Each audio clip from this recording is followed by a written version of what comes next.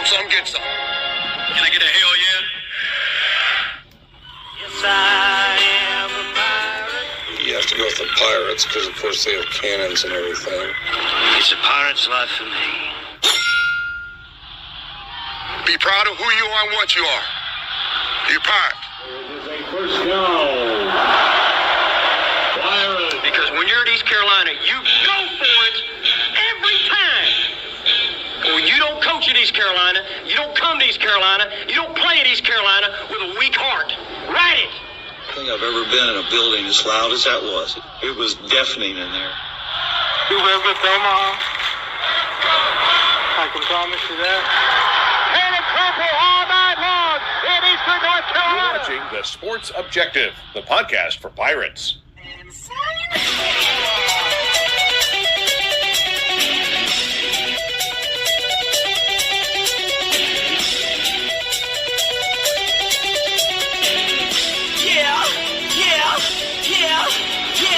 My heart is purple and gold. I'm a pirate down of my soul, and I don't back down not at all. Find out when the cannons explode. All right, welcome into the Sports Objective Extra Innings here on a Sunday night, and we're having lots of fun pregame. So we'll continue that on the show. We got to have something to laugh about. Pirates only win 1 out of 3 down in New Orleans. They've lost 3 straight series to the Green Wave. We'll talk about that. Let's bring in a man that's going to bring us lots of laughs tonight, one way or another. Kyle from LaGrange Barber, how are you, sir? Dave, could be better in terms of pirate baseball, but you find out before the show that even almost 40 years later, and after she's gone, Mama's always right. But anyway. That's great. That's great, Kyle. Anyway, guys, disappointing weekend for the Pirates, 1-2 in New Orleans. 2-2 on the week. Yeah, 2-2 with the win over Duke. If you could have just found a way to win the day, as I said before the show, you know, when Grady, thank you. Grady Linnaeus, when he went down on that, when he tried to, you know, when he should have held up at third, and he went on a ball that he should have held up on. But had he scored there, I think the game's completely different. It seemed when he didn't score and got injured, and I'm not blaming him for the loss, but we just seemed to completely lose all momentum. And I think had things went different there, injury or not, had we scored there, I think it would have been a different ball game. But man, when we didn't get that run, third out of the inning, and he went down all at the same time, we lost all momentum and just never got it back. And it's a shame. Back's kind of against the wall now. Yeah. We really need to go 4-0 this coming week to keep chances for an at-large out there. But they're still out there. But we're going to get some pitching back later this month. The bats are so hot and cold. We're either on or we're off. There's no in between. But we really NC State midweek, and then who the hell do we play this coming weekend? Wichita State. Wichita, who's playing good baseball? I looked up all of a sudden. Wichita and Rice they got similar records that we do in and out of conference. Yeah, so, same record, 7-5. Yeah, and then around 20 some wins. So I mean, it's. It's a big week, and one good thing about the league being better, those RPI. Yeah, we need that. We need that right now, but we're gonna have to win these games. No doubt. Let's bring in the ladies' man, the man that I've known for almost 3 decades, Mr. Alan Vick. It will be 3 decades in the month of May, Dave, or May or July. Okay, I knew it was somewhere around that time. Yeah, tough weekend for the Pirates.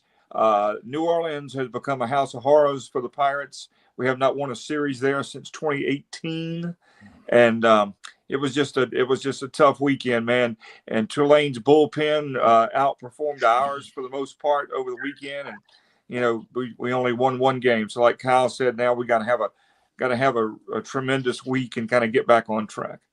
Johnny Robertson, Mr. Stats, how are you? Doing well. Well, I could be doing better. I wasn't, I didn't call for a sweep. I just said I just want to win 2 out of 3. We had or 3 and 1 for the week. And we knocked the Duke part out of the way. And then we could have, it could have went the other way, but our bats ice cold in games 1 and 3. We batted like 177 in those 2 games and just couldn't get anything going. Yeah. We're not a very good road team. Okay, Kyle, that was what I was going to bring up next. We're 5-8-1 on the road. Yeah. We got to do better because, okay, so here's the news. Last season, after 37 games, currently we're 22-14-1. Last season we were 21-16, so we were a game and a half worse off than we are now. But we were 7-5 in the conference, just like we are now. But we were winning on the road. We were 7-5 on the road. Now 5-8-1. Plus, we're just not scoring a lot of runs most of those games at all. Now, the good news is, if I'm not home last year, right? Huh? We talked over each other, Dave. Ask that again. Sorry about that. I was just saying we were a much better team on the road than home, if my memory serves me correct, right? Last year? Well, we were much better on the road than we are this year. But we weren't better overall. No. No. I'm saying as far as our home, aren't we doing better home-wise than we were last year?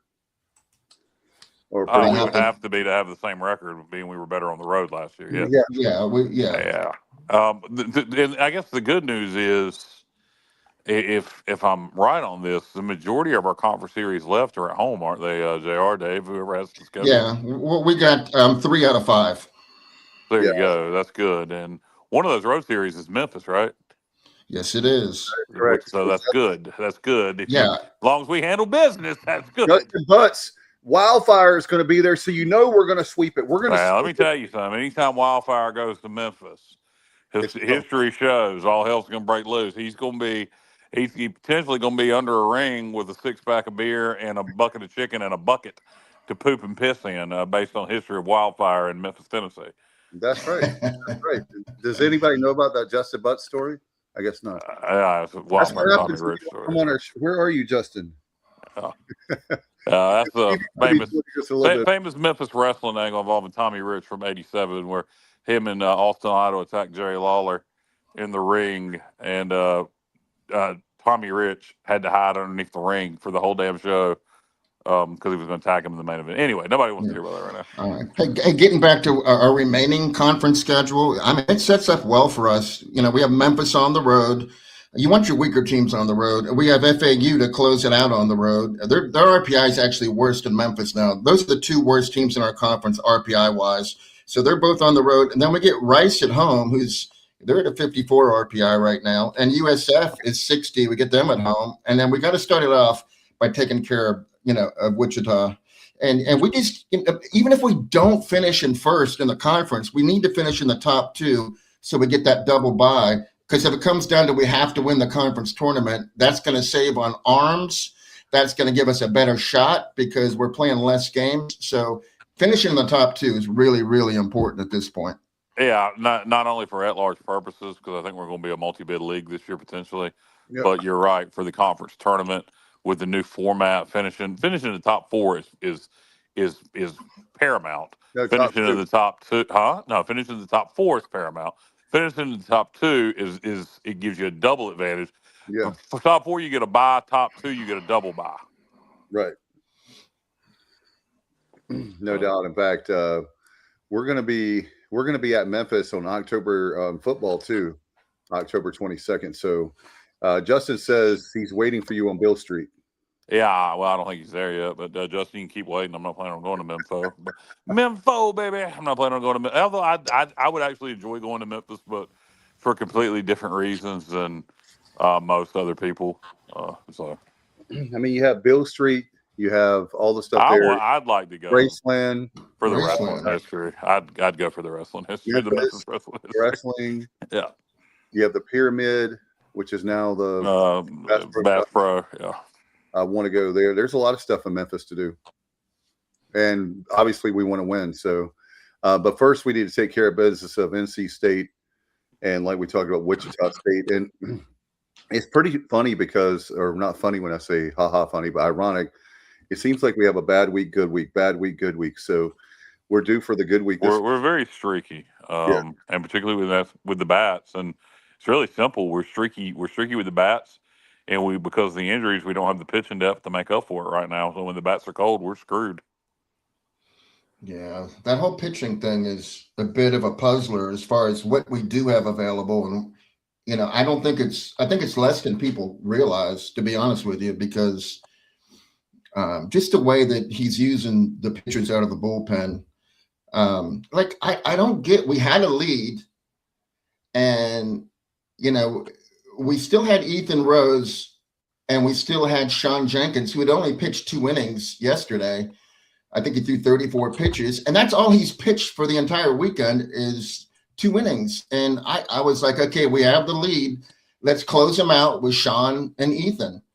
And they elected to go with a freshman, and it's a big spot to put him in. And I'm not saying it was a bad decision, but it didn't work out. And that lead didn't last. And, and Sean's on the bench. I'm not really sure why that's happening, why we're only getting 2 or 3 innings a week out of Sean Jenkins when he's arguably our second most effective pitcher. So I don't know what's going on. You reckon it's a deal with arm soreness? Maybe he was thinking about Wednesday, although you can't be thinking about Wednesday when you're dealing with conference play. As important as NC State is you got to handle business in conference.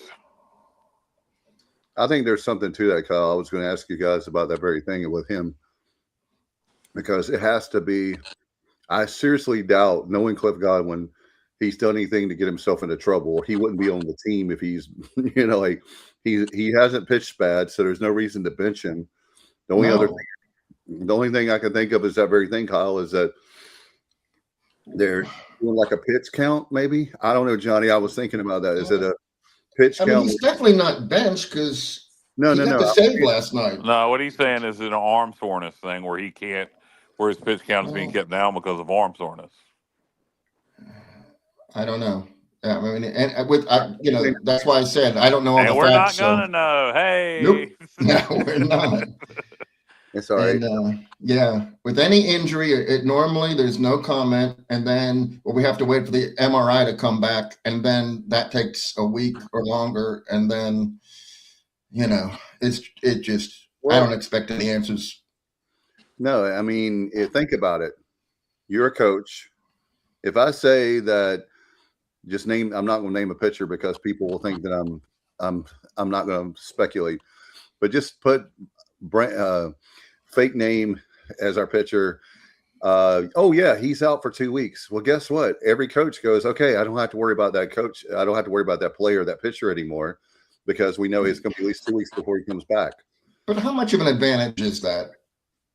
Honestly. I mean, only advantage on the scouting report, but beyond that, knowing who to scout for as far as pitching, it's really not much. I mean, it's not like it's a situation where it's the starting quarterback where you'd want to play some mind games.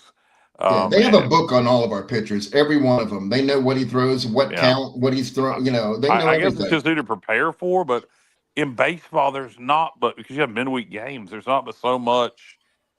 I don't know in terms of game planning how much is involved versus football. I don't know. I don't want to sound ignorant to that, but you know what I'm saying, JR. I think you're trying to say the same thing. Yeah, I am. Well, for me personally, I will say this, and maybe I'm in the minority on this. I'll throw this to you, Alan, first. I think that this is the best coaching job Cliff has done, considering the number of injuries, especially to pitching that we had. This was the best pitching we've had in a long time, and all the injuries we had to pitching. 20. I think 22 was his best coaching job. Well, we haven't been. I know, but we haven't. The season isn't over yet. I'm just saying, up to this point, we could easily be way out of the race right now, and we're still in the thick of things, even after tonight. Well, we also look at Linehan today. We really don't know anything about that either, and that's huge. They play it pretty close to the vest, obviously. Watching that injury, first of all, it looked like it just sucks because he was playing so well. It was it was on a hustle play, and he probably should have stayed where he was, and he didn't. And just a bummer. So hopefully it's just there's nothing to it, and he'll be okay. But I hope you're right, Alan. But it just sucks, and it's New Orleans. I'm telling you, the place is haunted down there, man. Somebody just said Grady will be okay. Hopefully they know. But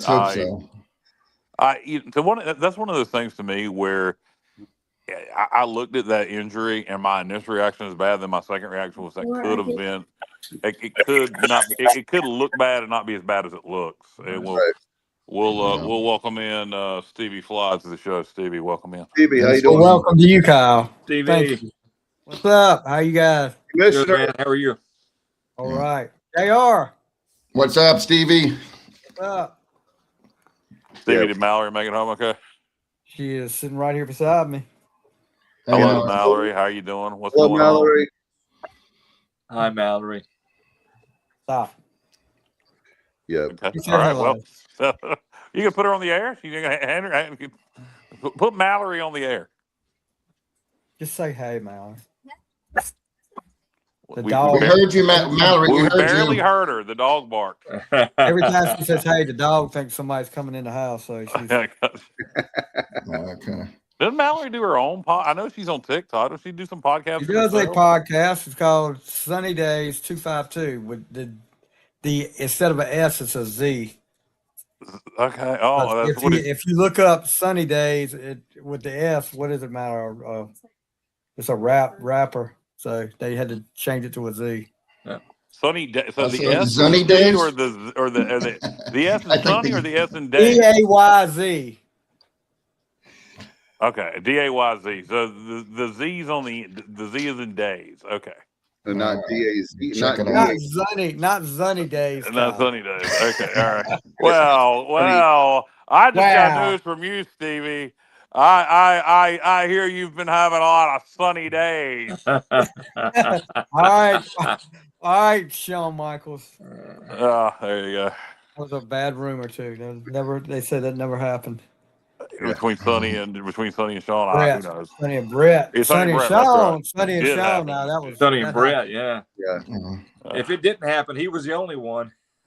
Very true. Very true. I agree, Kenny. He said, I agree, Kenny. A good pitching performance from Luke. And it was.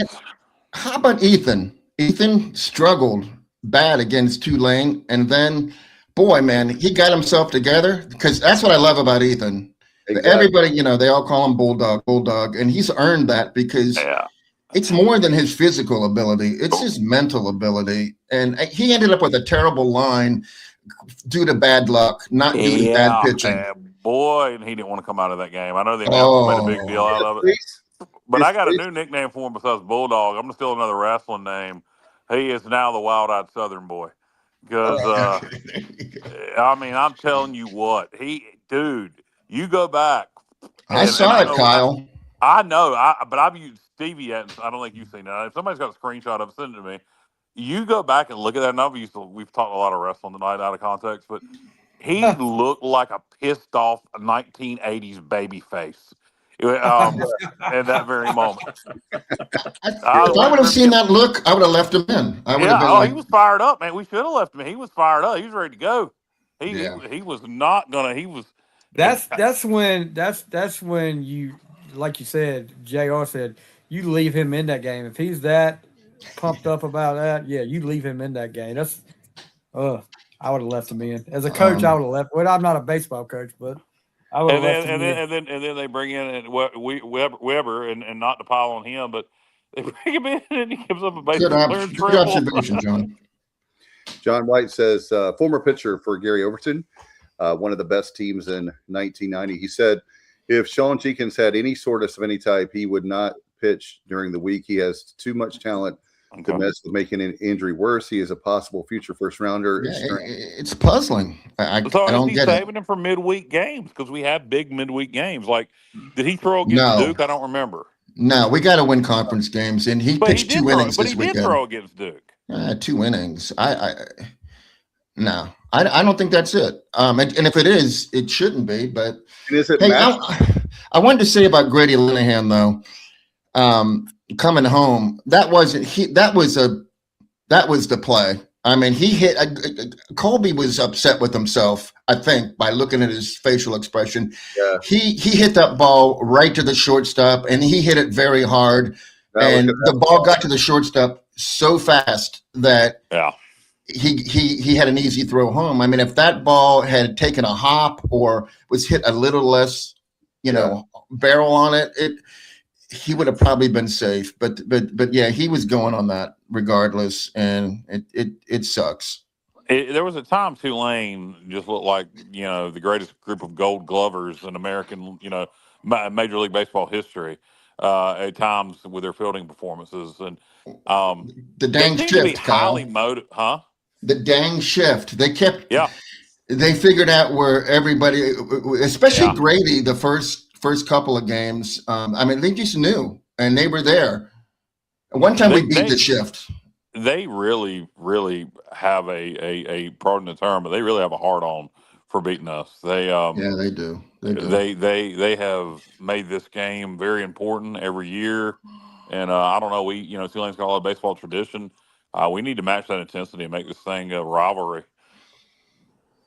Well, you talk about Tulane. I mean, this was the series that was going to determine for them which way their season was going to go, I think. I mean, if they'd lost 2 out of 3 or whatever, I mean, they're below 500, and things aren't looking good. And now winning 2 out of 3, they've got the momentum, and we're the team that's going to have to pick it up and have a great week now.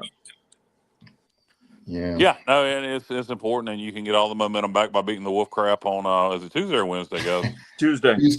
Tuesday, you beat the crap out the Wolf Crap on Tuesday, and get rolling into the weekend as the Wichita linemen come to town, and see if we can take care of business. 4-0 week. I mean, after it's so frustrating because I feel like we're the much better baseball team than Tulane. I mean, they won 2 out of 3. They won them fair and square, and then they won convincingly today by 3 runs. But again, that's just we're so hot and cold at the bat, and pitching is limited, and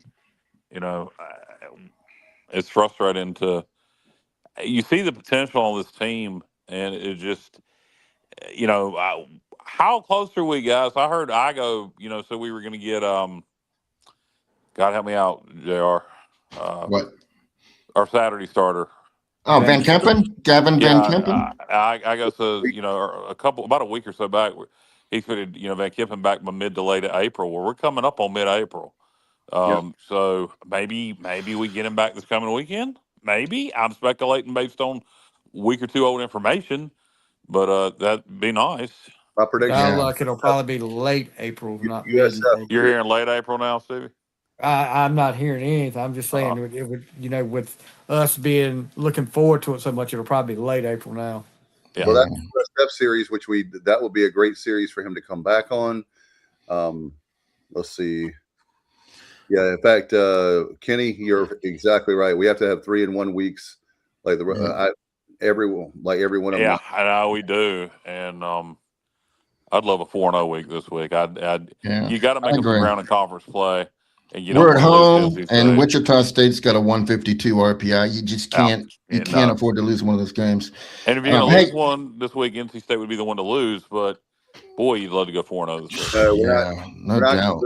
National holiday. It's my birthday. We're not losing on my birthday. When is your birthday, Dave? Tuesday? Yeah, NC State game is my birthday. I'm gonna tell some. We were supposed to go to the NC State ECU game in Kinston for your birthday. When they were going to play that in Kinston the one time, and then it never happened. No, Wilmington. It was Wilmington. Yeah. East Carolina, Wilmington. Was it Wilmington or NC State? Damn it! For your birthday, and then COVID came. Yep. Hey, I wanted to follow up on the Gavin Van Kempen thing. When we do get him back, we're going to be a stronger pitching unit than we were when he left, because the young bucks are stepping up. I mean, you got Luke Payne, you got Ethan Rose. Everyone is being put in positions where they weren't used to being in, and they're coming through. And when he comes back, I just feel like we're going to be better than we were, before he went out. And hopefully Grady can come back as well. Grady Linehan leads us in home runs with 7, RBIs with 40. And I mean, it's not even close in RBIs. The next closest guy is Jack Herring with 31. And he's hit our 2 furthest home runs. He hit one 429 versus UAB, and then he hit one 404 versus Wilmington. So he's got the bat, and he's got the fielding skills. We need him back. How about this? Is that official, Justin? Because I talked about that. Is that going to be the whole series played in Wilson, or is that going to be split Greenville, Chapel Hill, Wilson? Because Because I thought about that. I wonder if somebody would bid on that series to just host it at one. That Wilson, if you're going to do that, Wilson would be a perfect site for it. No doubt. In between the two, well, it's closer for ECU than Chapel Hill, but still neutral. He's saying neutral site. Well, I talked about that. If you guys remember when that series went.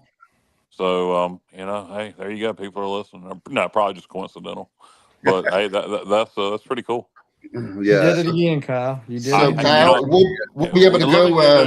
Surefire thing. If I have an idea, it's a good one, Stevie. Yeah. So Kyle, we'll be able to go to livers and gizzards after the game. All right, we're gonna do that anyway. We're all gonna get together and go through a Warbirds game at some point, and whoever wants to come anyway.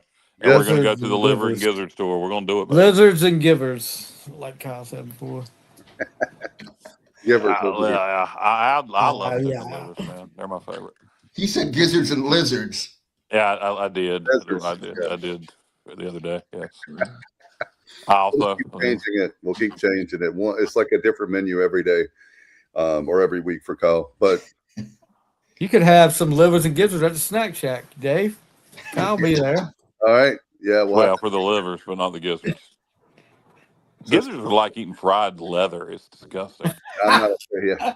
So Stevie, do you like the gizzards? And then Kyle likes no. I didn't think he would. Stevie's a picky eater. He's like a Kyle 12-year-old says girl. this every week we start talking about food. Kyle, Steve is a picky eater. He's like a 12-year-old girl. He eats chicken tenders and hey, this is Stevie. Every day, what'd you eat?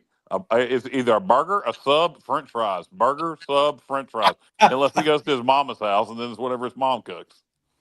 So, that's pretty much Stevie's diet. Yeah, I eat Fruity Pebbles too. So Alan, I don't even know what the hell that was. Let me go back to That's Alan. not helping your cause, Stevie. I know. I don't know if that was serious or if that was supposed to be like a shot. I don't know what that was. Yeah, so Alan Vick, when you're looking at this team coming up, we've talked about this before with 3-1 weeks, like Kenny said. What about you? How many wins at this point from? So we have 37 games, Johnny. So we have 19 left in the regular season? Yeah, yes, sir. Right. Alan, I'm gonna put you on the spot. How many do we win? 19 in a row? That would be nice, but I think minimum at this point, the margin for error is so small. You got to go 14-5 at least. Johnny, how about you? What's you? You mean what do we have to do, or what I think we're going to do? Both. Just say what. I don't know.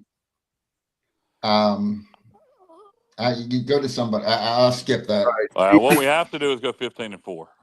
Yeah, because that's what we have to do. Because I said 20-7 the other week, so 15-4 is what we have to do. What do I think we'll do? I have no idea, but 15-4 is what I think we have to do.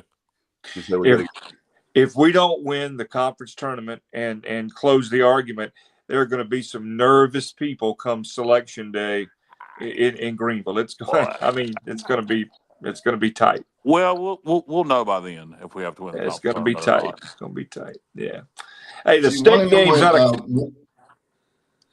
not a conference game, but think about it as an RPI booster. Yeah. Oh yeah, definitely. I mean, so yeah. Okay, so Warren Nolan is saying that we're going to be, and they don't know, and they're not normally correct, but they say 36-19-1 is how we'll finish this year, and we'll be an RPI of 37, which is a little less than what we are right now. No, I think we're 38 right now. Yeah, we're 38. Well, you better do well in the conference tournament at that point. Yep, you're right. I don't know that we'd have to win it, but we would need to do well. We had to go to the championship game. It depends on what's going on around us. It ain't just depending on what you do. Right. It depends on what goes on around you. Not to mention that new format. Yeah. So you got to navigate that. Yeah, and that's what we were talking about earlier. Finishing the top 2 is the goal, but it's imperative you finish in the top 4. If you don't finish in the top 4, the chances of making the championship game are slim to none with this. Our good friend Bubba Rosenbaum from the Jungle Tales podcast. No way do we need 15-4, in my opinion. You don't think so? You think we can get in with less than that? What do you think we can get in, Bubba, as an at-large? 15? It can't be. It's got to be close to 15. No, let's say that. I agree. I'm curious to know what Bubba thinks we need to do to get in as an at-large. Hey, Kyle, I didn't give an opinion, but I was leaning towards 15 as well, to be honest with you. I just didn't want to put it out there because I get that they think that I have too high expectations. But I feel like that's where we got to be. I'll agree with you. Well, y'all haven't said your number. Justin, you're agreeing with Bubba, but what is your numbers? 12 or 13 wins for Justin. We're dead in the water. Somebody say something about getting fired up. Hey, Wildfire's going to Memphis, Stevie. So you know what the hell's going to happen there. Oh, I saw his reservations. Well, just think about that. Wildfire in Memphis. Okay. Oh, you better watch out. Jared Lalo will be looking for him. Exactly. Right. Take 2 out of 3 every series. What about the midweek performance? Yeah. Look, I hope Justin and Bubba are right. I really do. Believe you me. Yeah. We can't take 2 out of 3 against Wichita at home, though. That's... And what about Memphis? What if you take 2 out of 3 against Memphis? There's got to be. Other teams are losing too, though. So, Kyle, that's another reason I didn't want to give a number because it's crazy. Teams are losing. Look at the top 10 and look at how many top 20. And maybe that's where Bubba is. Maybe that's what Bubba's. Yeah, it's not just us. I don't know why it is, but teams are just nobody's consistent this year. Nobody. Everybody. You think it's UCLA. Besides the injury effect, which is our problem, but do you think just the NIL transfer portal thing's now creating a lot of parity in baseball? All right. John says we need 10 and 12, the 10 and 2 the next 3 weeks. RPI boost. With State, is it? South Florida is having issues themselves, may help somewhat. And he also says, go back to JR's at-large statement in previous show and look at Conference USA and Sunbelt at-larges. Yep. Conference USA. I mean, Missouri State is like 16. Jacksonville State is they're 29. They have 29 wins. They're 26. Liberty's 23. I mean, those are 3 teams that are going to. Only one of them's going to win the conference. So, Conference USA good strong point, John. this year. Yeah. Weird. I didn't know Conference USA was so damn strong. Yeah, and Dallas Baptist, who's in their last year, is not even. I mean, they're 11-4 in conference, but their RPI is 71. So, and Louisiana Tech's good too. They're Pac-12 bound, and a lot of DBUs hit it to the Pac-12. La Tech hit it to the Sun Belt. Yep. Justin Butt says sweep of Memphis. Wildfire said will be good in Wichita, but the way the conference is 2 out of 3, you'll be fine. Yeah. I think what Kyle, what we're all saying is this. Like Alan said earlier, to give him credit, you don't want to be waiting on selection show on Memorial Day Monday. And are we in? We usually know that we're in as to whether we're hosting or not, or who are the other teams if we are hosting, or if we're in, but we were having to go somewhere. Who are the other teams? What regional are we going to be in? I don't think we got to worry about hosting unless we just get on fire and win out. No. I'm not. I'm past that point. I'm talking about just the fact that I'm talking about. He's talking about it years past. We already know. I understand. I know. I was making a statement. Yep. It's going to be depending upon what happens in the conference tournament. There's going to be a lot of teams, not just ECU. This year probably the margin is so razor thin. There's going to be a lot of nervous people in a lot of spots Memorial Day about noon. No doubt. There are going to be some good baseball teams left out. And let's make sure that we're not one of them. Yep, and only we can prevent forest fires, Smokey Bear, and we gotta get going. I mean, we talk about it every time we're here. We won 6 out of 8, 7 out of 9, whatever it is, and that's not bad. But now, the rubber meets the road here. Seriously, we have no margin for error now at all. This is a crucial. April obviously is a crucial month because it's setting us up nicely for the conference tournament and the NCAA tournament. And I will say this: by the way, I was talking to you guys earlier, but I have to give credit where credit's due. For one thing, for Tulane, their announcers were some of the best we've had in a long time for their crew. I know. Yeah, their ESPN Plus crew was good. The play-by-play guy was really good, and the analyst was had a nice little Cajun tone to his voice. I want to hear their analyst and Coach O do a game together. That would be awesome because he was saying out also. Yeah, he did. They both out. Yeah, around the boat. Yeah, out. Yeah.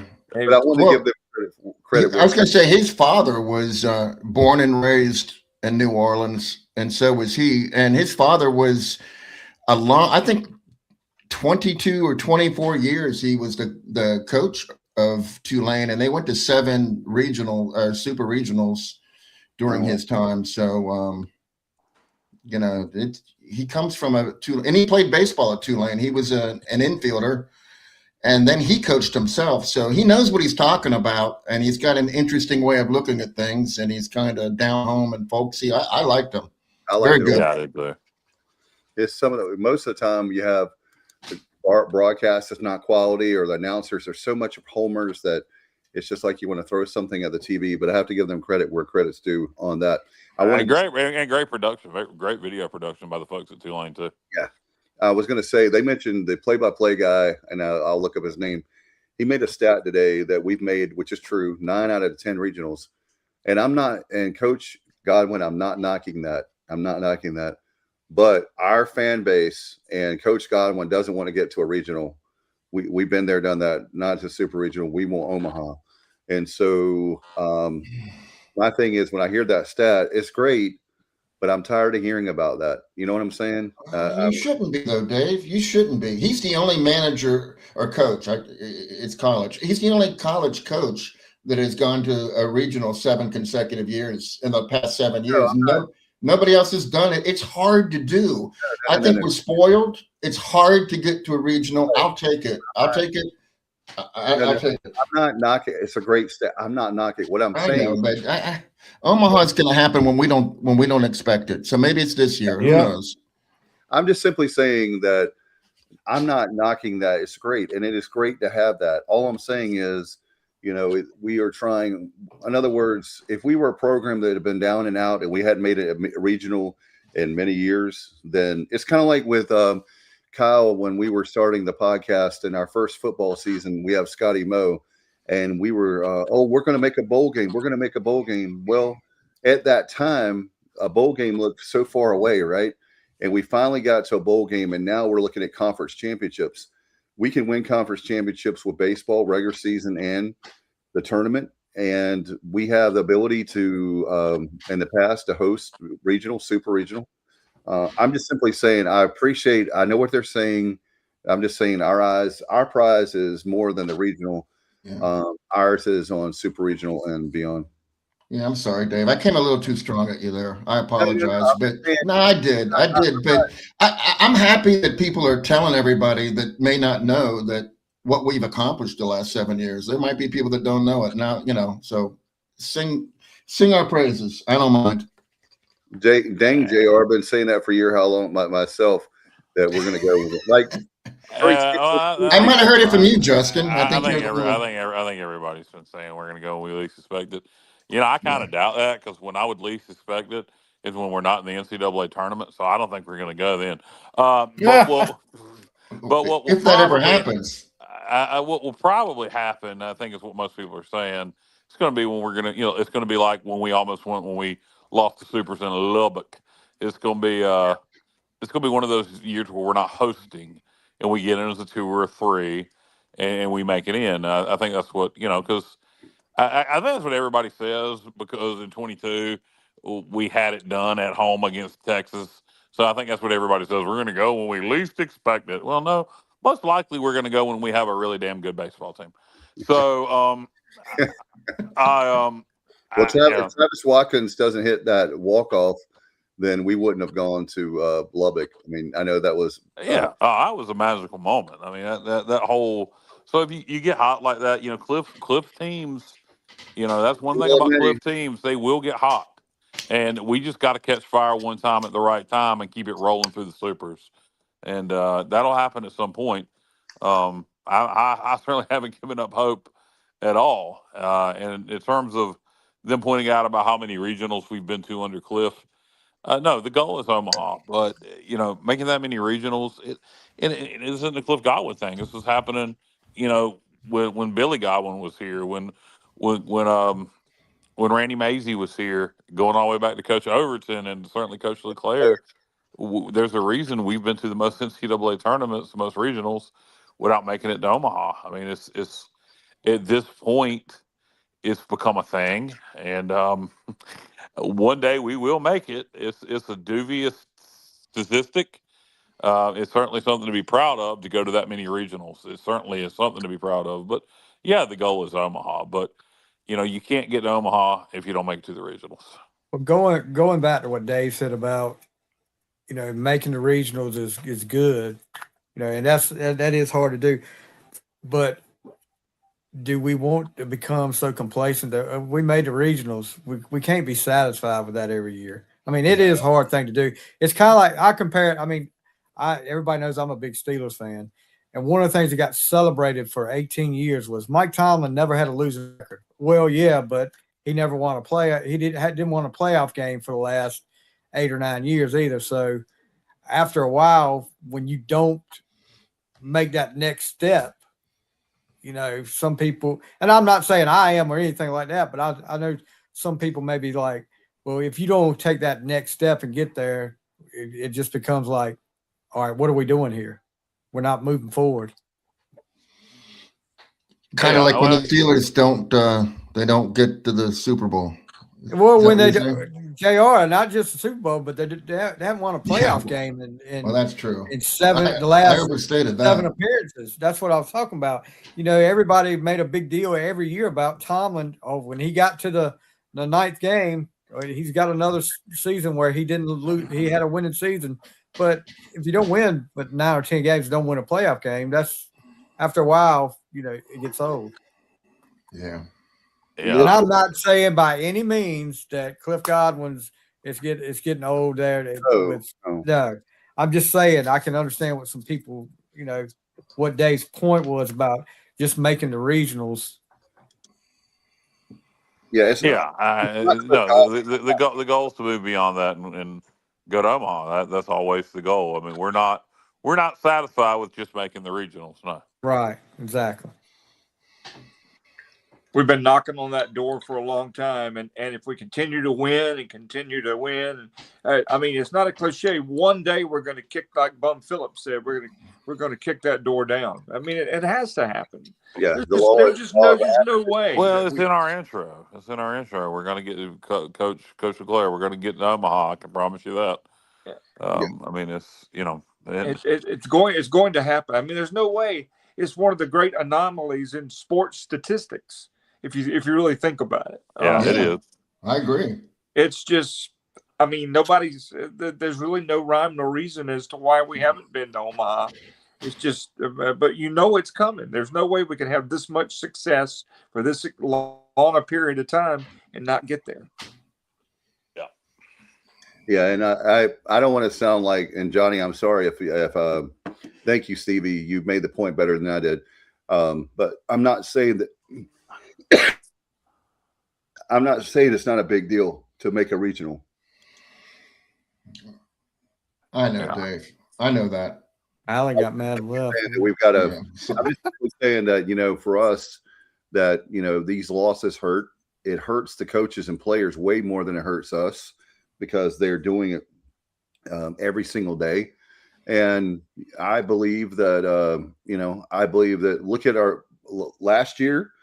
We had to win the tournament. Maybe we have to do that again, or at least make the finals. I don't know what it will take. But if we make it to the finals of the tournament, then more than likely we'll be close to what Kyle's talking about. I'll have to do that. You guys, if y'all have already counted up the wins, what that would take. But 12 to 15 wins would be fine. Yeah, well, I mean, we'll see. It's going to depend on what happens around us and RPI and all that good stuff. But we're kind of beating the dead horse here on a number of things, but we, there's a lot of baseball left to be played. Season's not over yet, and whatever other cliches you can think of. Yeah. I'll close it by saying this. I don't know if you all have ever followed a game on ESPN, and they'll give you the probability of Team A winning, the game. Okay. So I have to think game 2 at Texas Tech and game 2 at versus Texas in Greenville, we were up in the 80s. That would have, done it for us. And neither game worked out in our favor. And then Vanderbilt, we just got screwed. Terrible. Yeah, we did. So, I mean, we did come close. And I know that doesn't count, but we'll get there. Man, in 2022, we were those two teams. We were hot as a firecracker. And guess what? We've been there a lot. And with I think the interesting thing will be the health of this team in a few weeks. Like by the end of April, early May, where do we stand there? We talked about earlier in the show, but that's going to play a big difference. And Johnny, I think you're right when you were talking about the pitching staff is better because we have freshmen that have gotten way more experience than they would if GVC and obviously Weber were if they were healthy, they wouldn't have got the experience. Yeah, no, it's going to help us in the long run, no doubt about it. Yeah, and next season as well. Yeah, I understand what people are saying because the weeks are running out, and we talked about it's 19 earlier in the game. Earlier in the show, 19 games left. But as far as one of the things I was going to ask you guys about, and I know the first one we already talked about Linehan. How much of a factor was base running today in today's game? Well, I mean, there was a few, obviously the Linehan play. There's a couple other things that come to mind. I'll say because of that Linehan play, but not just the base running itself, the injury. I think that was a big factor. We lost all momentum after that. I agree. We were on fire, and when he, like when I saw the play live, I was like, oh my gosh, the shortstop has it. But Linehan's a fast dude. And he came, like Johnny said, when I saw that with Wallace too, Johnny, he looked upset. Like if I had just hit it slower, just a little bit slower, he's safe. When we talk about football being the game of inches, look at that today. If he hits that ball a little bit slower, I know what is it you always say, Kyle? If and buts were fruits and nuts, we'd all have a Merry Christmas. Yeah, but that was a killer. Oh, it happened again in the 6th inning. I don't know if y'all remember that, but it was Colby Wallace again, and I mean he didn't do anything wrong, but he hit the ball to the shortstop like he did when Grady tried to score. This time Sabater tried to score, and he was thrown out at the plate. It was close, but we just didn't. That's another time that it would have been a momentum changer, but it didn't happen. Those are the kinds of things that have bitten us in New Orleans for forever. I mean, we don't get the breaks when we go there for whatever reason. I mean, there's no logical explanation for some of the stuff. Voodoo. But the shift was an issue too. I mean, I know it's overstated and people are like, oh, the shift. But it made us on Friday hit into 3 double plays when Braden Burris and Jeff Sabater, when they hit into a double play, then that the ball got to the fielder quickly because both of them are extremely difficult to double up at first base, but both of them got doubled up, and because the fielders were like in perfect position so many times, it was a big factor, and hope we don't see that again. Yeah, go ahead, Kyle.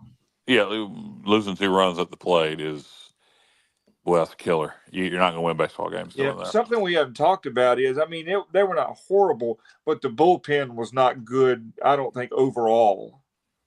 For the week. Not tremendous. I mean,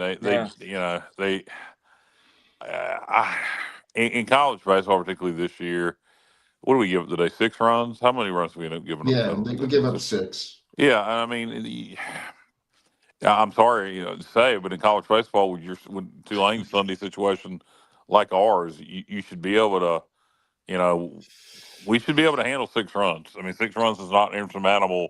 Tulane, is kind of everybody's in the same situation on Sunday this year. Yeah, and Tulane's bullpen overall performed pretty well. Yeah, their bullpen is good. It's their starters that are the problem. Yeah. I agree with what you said, Kyle. And I think the issue was just like UTSA. I mean, we're having pitchers coming in with 5, 6, 7, 8 ERAs, and they're just shutting us down. It's like they're pitching the game of their life against us. And then they'll probably start sucking again next week. But, that doesn't help us out. Yeah, the guy that came in and closed it out, for Tulane today. And then they had an injury. Was it Stevenson last Saturday night? That was hard to watch. Terrible.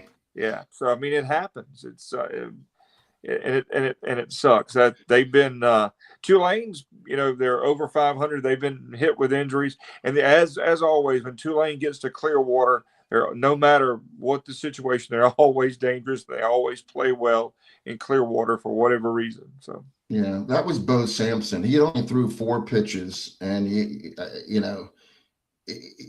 was his elbow, right? UCL. Yeah. Oh boy, that was tough to watch for sure.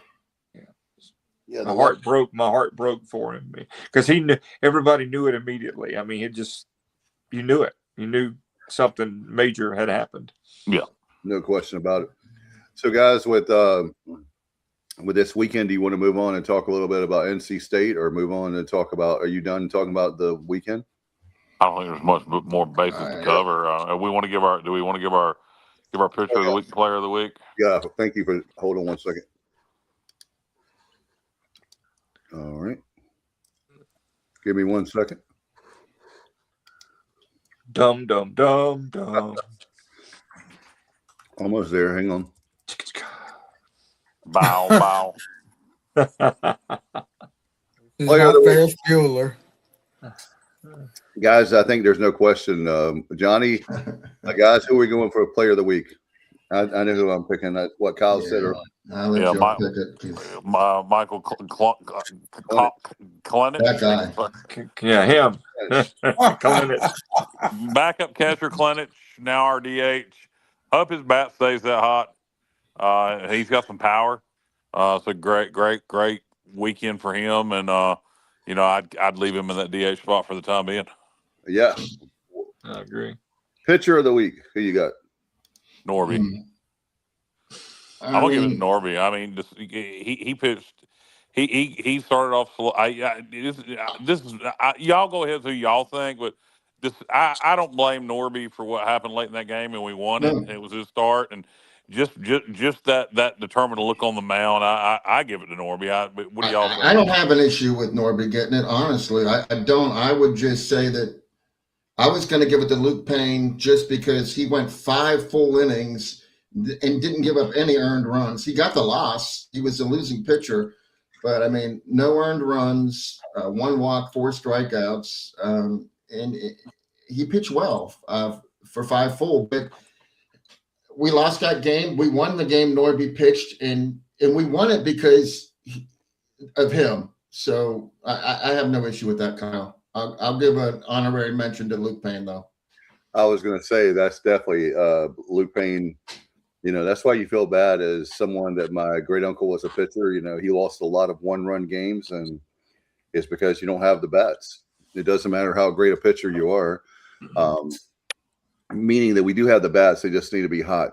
And by the way, Johnny, how's our stat that you have, your stat of how we start out with the first 3 innings scoring? Remind me which stat that was. What did we score when we score in the first 3 innings? Our record is very good. When we don't score in the first 3 innings, our record is really bad. Yeah, I'm sure it took a hit. That took a hit this weekend because we did score when we lost. I mean, we did. Yeah. So I might have to. Yeah, that one is going to be less impressive after this weekend. Okay, well, that's fine. I'd rather for it be for our team. I'd rather for it be less impressive because that means hopefully we're getting better. And there were some other teams in the What? conference that had really bad weekends. Look at Charlotte. Charlotte has fallen off a cliff. No pun intended. UAB had a rough weekend. Wichita State held UAB to 7 earned runs in 28 innings. That's a 2.11 ERA. I will probably get red hot Wichita State with their Yeah, thank you, Kyle. But not only that, we need to have, by the way, coming in with the spirit of Glenn Campbell. Saturday is our spring game for football. So we need a lot of people to show up Saturday afternoon for that ball game and walk over the parking lot to the baseball stadium. You mean the Great Pirate Purple and Gold Pigskin Pig Out Party, the biggest event in the East? Yes, sir. At least that's what it used to be. We're having, by the way, Alan, we're having elephants. We're having a bikini contest. Wet T-shirt contest. I'm participating. Let's play Chase Great guys are going to be there from Miller. All right. We're going to have the Temptations and Four Tops. We're going to be doing a concert. I mean, is there any way you could get Slim Whitman and Zamfir to come by? Slim Whitman. We're gonna get in that time machine and go back in time, baby. That's right. Just simpler times back when we had. But that's a great point, Kyle. We talked about that, I guess, Wednesday night after Corey. I used to the Purple Gold Pigskin Pig Out Party was an event. Great Pirate Purple Gold Pigskin Pig Out Party. Yes, man, that thing was advertised. You couldn't get away from it. Here comes Dick Butkus and Too Tall Jones and whoever else.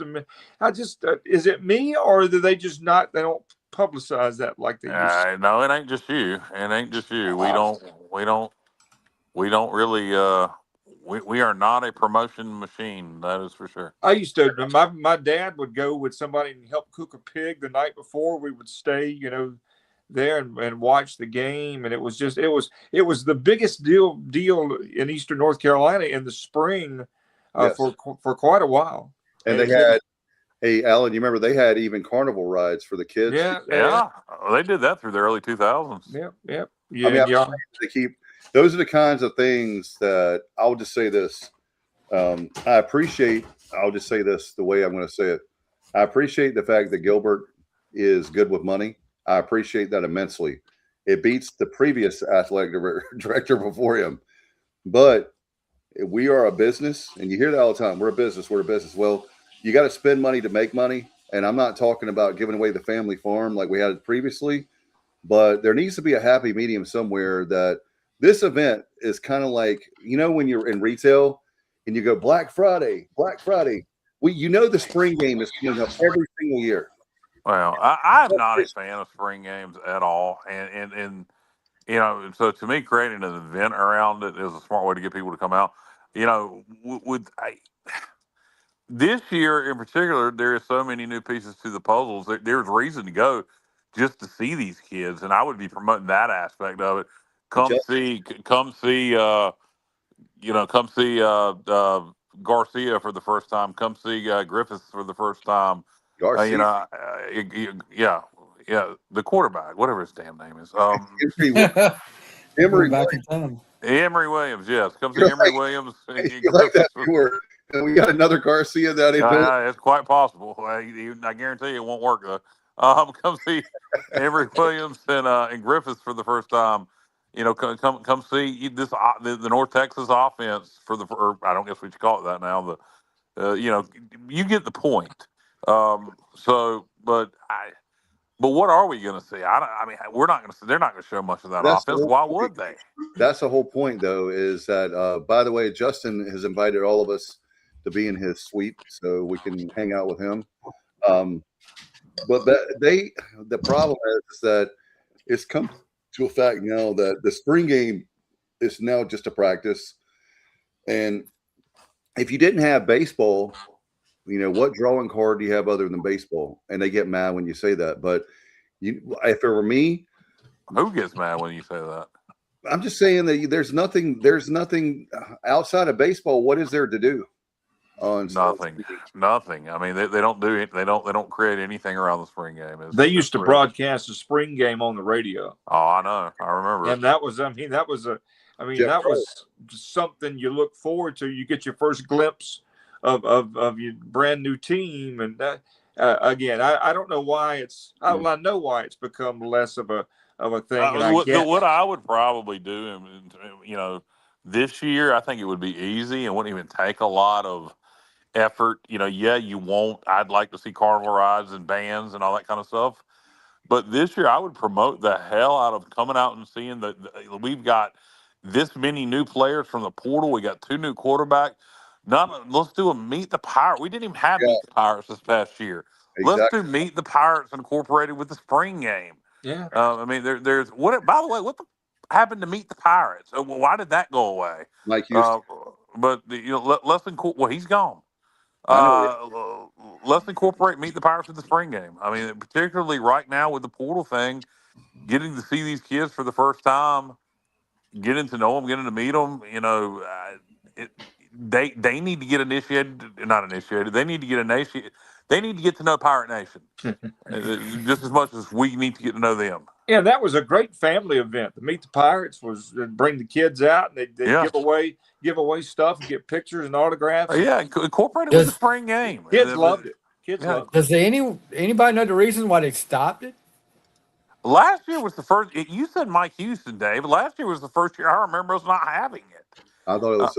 I don't. Maybe I'm wrong. I thought we had it under Houston a couple of years. Yeah, I don't know. I say Houston era, but maybe I'm wrong. I say if I can't imagine Blake being. I don't want to do this Meet the Pirates crap. That doesn't seem like him. But hey, and do you think it's got anything to do with NIL? I don't know, but I will tell you this. I was getting ready to say. I just thought of that. If it were me, I mean, why not have guys taking pictures and if you can do it and $10 a picture, $20 a picture, whatever. Oh, hell no. You think, Kyle, you talking about NIL, you think the players might think they need to get paid to make that's what Dave was just saying, $10 a picture, something like that. That's what I was talking about. But hell no, I pay you enough, by giving. I'm not going to go pay you to get my picture taken with you. No. And how do they stop it? Anybody can take a cell phone out and snap a. Well, take it with them. Yeah. Still, you walk by and take a selfie. Yeah. But I don't know. That probably isn't the case. I don't know, but I say incorporate it with the spring game. How about we? You could have and you could also have. Yeah, that would be the perfect opportunity to do that. Yeah. Also, you have that concert. Where we have the new tailgate plaza. You could have people tailgating. You charge them for that meal. You have a really good band, and you could even have. And Kyle, we were talking about. You can even have a band in Williams Arena that night, or you could have a huge concert after the spring game, like that night, 8:00. That would be hard logistically, but whatever you have to do to, have fun and have people there, and then just that's the thing, make it an event, make it exciting. There's people want to be. Well, I use the next weekend, and I'm not a fan of Parmalee's current music. I think it's garbage, but the next weekend, Parmalee is going to be in Farmville at the Dogwood Festival, $25 a ticket. Why not do that for the spring game weekend? Now, somebody told me recently, and somebody get this Parmalee, hey, clip this, that they were talked to about doing a yearly fundraising concert for ECU with athletics and turned it down. Now, I was told that. I don't know if it's true. I'd like to find out if it's true or not. At one point they had a great relationship with the school, so I don't know if something happened there or if it's just bad information. But if that's something that we pitched them and they turned down, then screw them. But something tells me that that's not 100% accurate. And if it is, if it is accurate 100%, then I hate to hear that. I don't. Yeah, that doesn't sound like you said 100% correct. I don't know what it could be, a scheduling issue. Who knows? But they used to do a show locally in their area, like here in our area in Martin County, and they're not allowed. They were doing like a free concert, where people can come over, kind of like a private party kind of thing. And their record label made them they can't do that anymore, as long as they're under contract with that record label. I don't know if the record label. I'm not trying to speculate. I have no idea. But I don't know. There's nothing worse than music than major labels. I hate major labels. But Anyway, I did have. Did you guys see what Justin sent us about the brawl with UTSA and USF yesterday? Saw that. Eight players and coaches were ejected. So, for example, UTSA has a game with. It'll come to me in a minute on Tuesday night, and they literally, it's pretty sad because. They're going to be missing. I guess those guys won't be able to coach or play for one game. Is it obviously it's a midweek non-conference Baylor game? Yeah, Baylor is who they're playing on Tuesday night. But sucks for them, I guess. Yeah. Hey, you got to know how to behave yourself and control your emotions and whatever. I mean, when you act like a jackass, it has consequences on both sides. I mean, I didn't see what started it, but really, you got to take that into consideration as a team. You got to say, hey, is this worth, going out and losing 7 or 8 players, over whatever happened? You got to be able to control yourself. Well, your adrenaline gets pumping, and you're in your 20s. I mean, it's yeah, but still, you got to, especially you get paid now. What in the world? Yeah, you're getting paid now too. I mean, that's another thing. You're getting paid, and you're gonna have to sit. So are they gonna deduct that money from their oh yeah, that's a good point. Yeah. Whatever, Probably not. Yeah, because that's certainly in most industries. If you don't perform, you don't get paid or whatever. But I get it. The emotions happen. They're young. There's a lot of testosterone going on. I'm like you, Alan. You got to think about. I know your adrenaline gets pumping and everything, but after it's over with and the adrenaline's gone down, you think about how stupid you were because you just cost not just you, but you cost your team. You put your team in a bad situation. Yep, just like in basketball when you leave the bench. It's the same thing. Football now too. You leave the bench of football, you're same thing. I found that out. Self-control, man. Got to be able to have a little bit of self-control. Sheena Easton. Yeah. No, that was Laura Brannigan. That's Laura Brannigan. Laura Brannigan, baby. Oh my God! I know. I love that song. I knew that. God Almighty. Yeah, Dave. I can't look at you right now. Disappointed, Dave. Get off the screen. Anyway, I love that song from 1984. Anyway, definitely. What the hell song are y'all talking about? Self-Control by Laura. You ain't gonna know who Laura Brannigan is, Kyle. That's because I have taste. Wait a minute here. Don't make You've heard that song, Gloria, right? Yeah. Which was not my favorite Laura Brannigan song, but she was a great singer. Had a great voice. She had a heck of a voice. Great voice, yeah. JR, do you know what the hell they're talking about? Vaguely. Laura Brannigan. Gloria. Yeah. What else did you do, Alan? What else did she do, Alan? I'm not sure. She did How Am I Supposed to Live Without You? That's Trisha Yearwood. No, it isn't. No. Yeah, and how am I supposed to live? That's How Do I Live. How Do I Live. Okay. All right. How Am I Supposed to Live Without You was originally a Michael Bolton record, and Laura Brannigan. God Almighty. He wrote it. JR. Can somebody please clip Kyle singing Michael Bolton record. JR, you listen to any Blackberry Smoke lately? Absolutely. That is Christ. I listened to some yesterday. Hey, what'd you listen to, Stevie? As long as it's not Ward Davis. Blackberry Smoke, Waiting for the Thunder. Well, there you go. As long as it's not Ward, you would believe me. Ward Davis could write a song. Hold on. I gotta pour myself a shot. I didn't mention him. Dave did, but you talking about one of the greatest songwriters in modern country music. I've heard it. Sent it to me like 2 years ago. How did that Paul Coffin guy? Screw you, Stevie.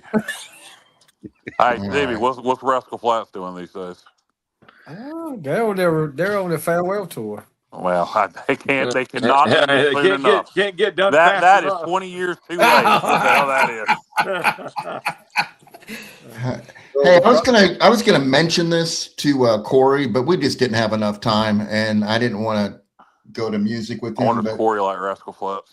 The New Orleans Jazz Heritage Festival is coming up, and listen to this lineup. Okay, you got David Byrne, Stevie Nicks, the Eagles, Rod Stewart, Tyler Childers, Kings of Leon. Ain't none of that jazz. No, it's not. Hey, no, Kyle. Nobody would come if it was just jazz. They've been doing this for like 50 years, and it's national. The Eagles.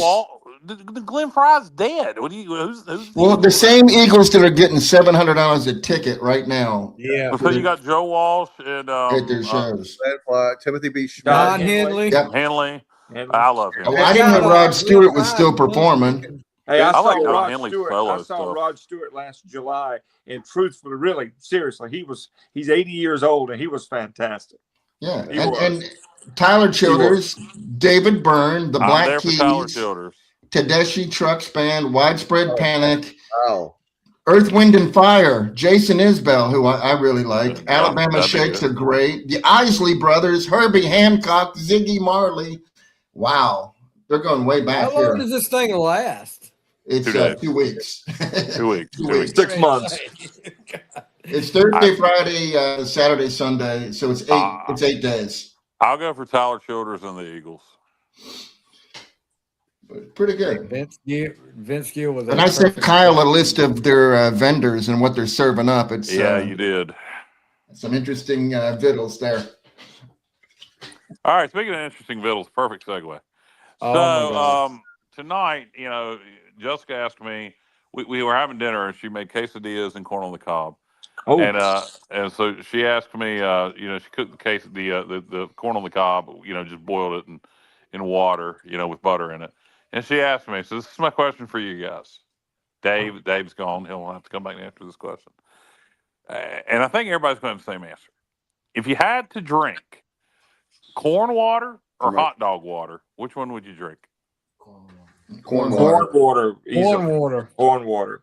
Yeah, that's what I told her. I was like, nobody's going to say hot dog water. Like, it's not even a good question because, corn water doesn't even gross me out. I'm not going to ask for it, but it ain't hot dog water. Was she thinking about Limp Biscuit or something like that? Yeah, I don't know. She was just thinking about boiled water. But who the hell would choose to drink hot dog water over corn water? Nobody. Plus, corn's got a lot of sugar in it, so it'll be sweeter. It doesn't even sound bad. I mean, and it doesn't have a film, floating on top. Yeah. It's like, there you go.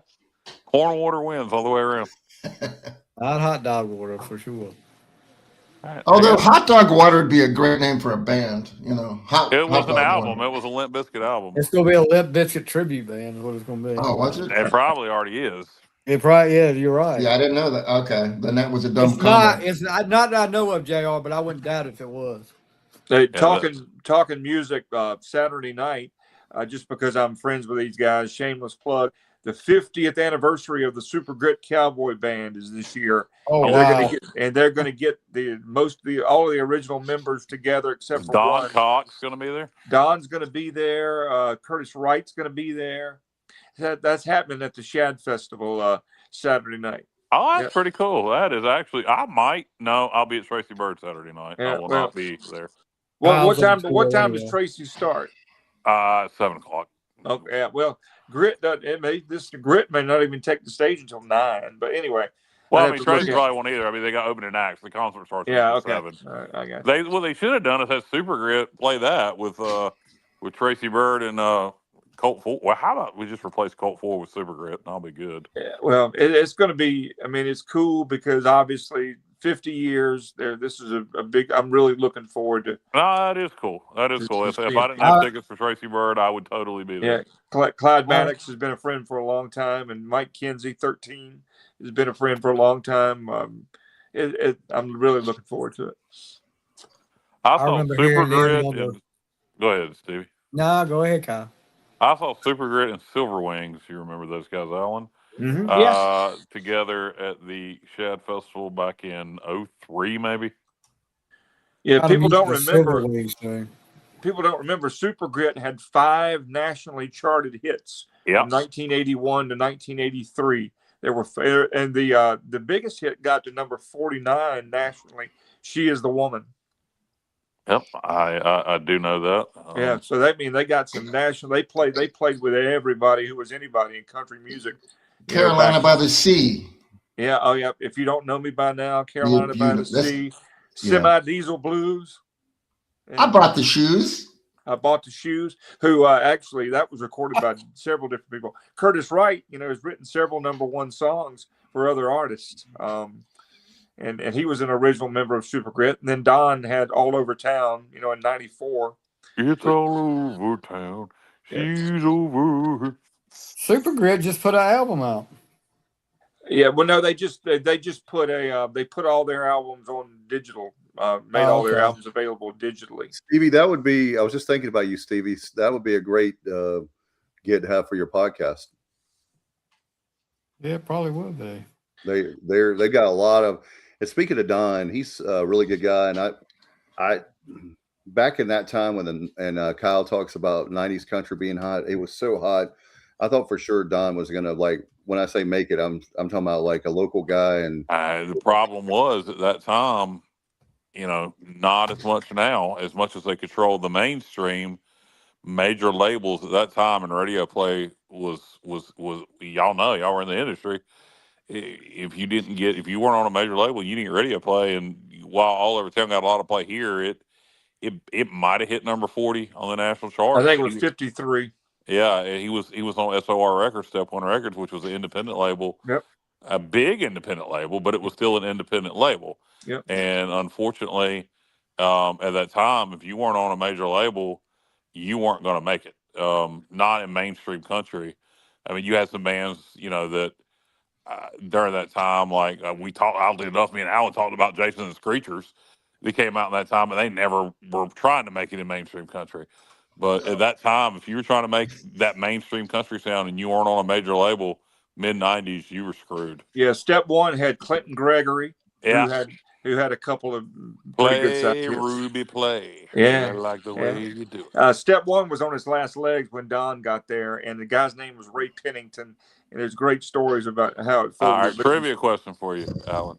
Okay. All right, so you mentioned Clinton Gregory and Step One Records and Play, Ruby, play, and Master of Illusions, a few other great Clinton Gregory songs. Which is a great song. That's my favorite Clinton Gregory. Master of Illusions, great song. Great fiddle player. Yeah. So, and you mentioned Don Cox was on SOR. I'm going to give you a trivia question. There was a band that charted a couple know had kind of a pop country sound, mid-'90s, that was on SOR Records. Can you tell me who I'm thinking of? I know you're not thinking about the Giesenslaws. No, very pop country sound. Where did that name come from? The Giesenslaw brothers, man, look them up. They did the very, very pop country sound. They were on SOR. Charted a couple songs. Would have been big if they were on a major label. Western Flyer. You got it. Oh, you very good. What very do I good, do? Alan. What me and Alan have got to do. Somebody one night during the summer, we're gonna get up here and maybe Dave. I don't know if I trust Dave. He'll help Alan. Wow. Stevie, I don't know if Dave would. Well, how about this? Why don't we have We'll get JR. We'll get JR. All right. To play their '90s country record. Well, that's even better. That's even better. He could just look it up. '90s country. Let's do that. And I can throw in some wild cards of my own. No, just '90s country. Only '90s country. Yeah. That's what I'm saying. Me and Alan. TSO music bingo. We'll do it in the summertime. And we can only play like 10 seconds of the song, and then we don't get bumped off. No. 10 seconds. No, sir. 3 to 5 seconds. I like that better, Kyle. I can name that 3 to 5 seconds. Too much. Yep. I can name that. If you can't get a song in 10 seconds, holy shit! I mean, okay. I'm going to start my studying tonight after we end the show. I'm going to start. We got to do it. I'm ready. I looked up the Giesenslaws and Christmas. They got a Christmas song called "Randolph the Brown-Nosed Reindeer." The big song for the Giesenslaws in the early '90s, and this was a song title that got a lot of airplay around here. It was called "Help, I'm White and I Can't Get Down." Help, I'm white and I can't get down. Yeah. I need some help making through the town. Yeah. Looking to see if it's in here. Help, I'm white and I can't get down. And they did a lot of the parody. They were like, I'm my own grandpa.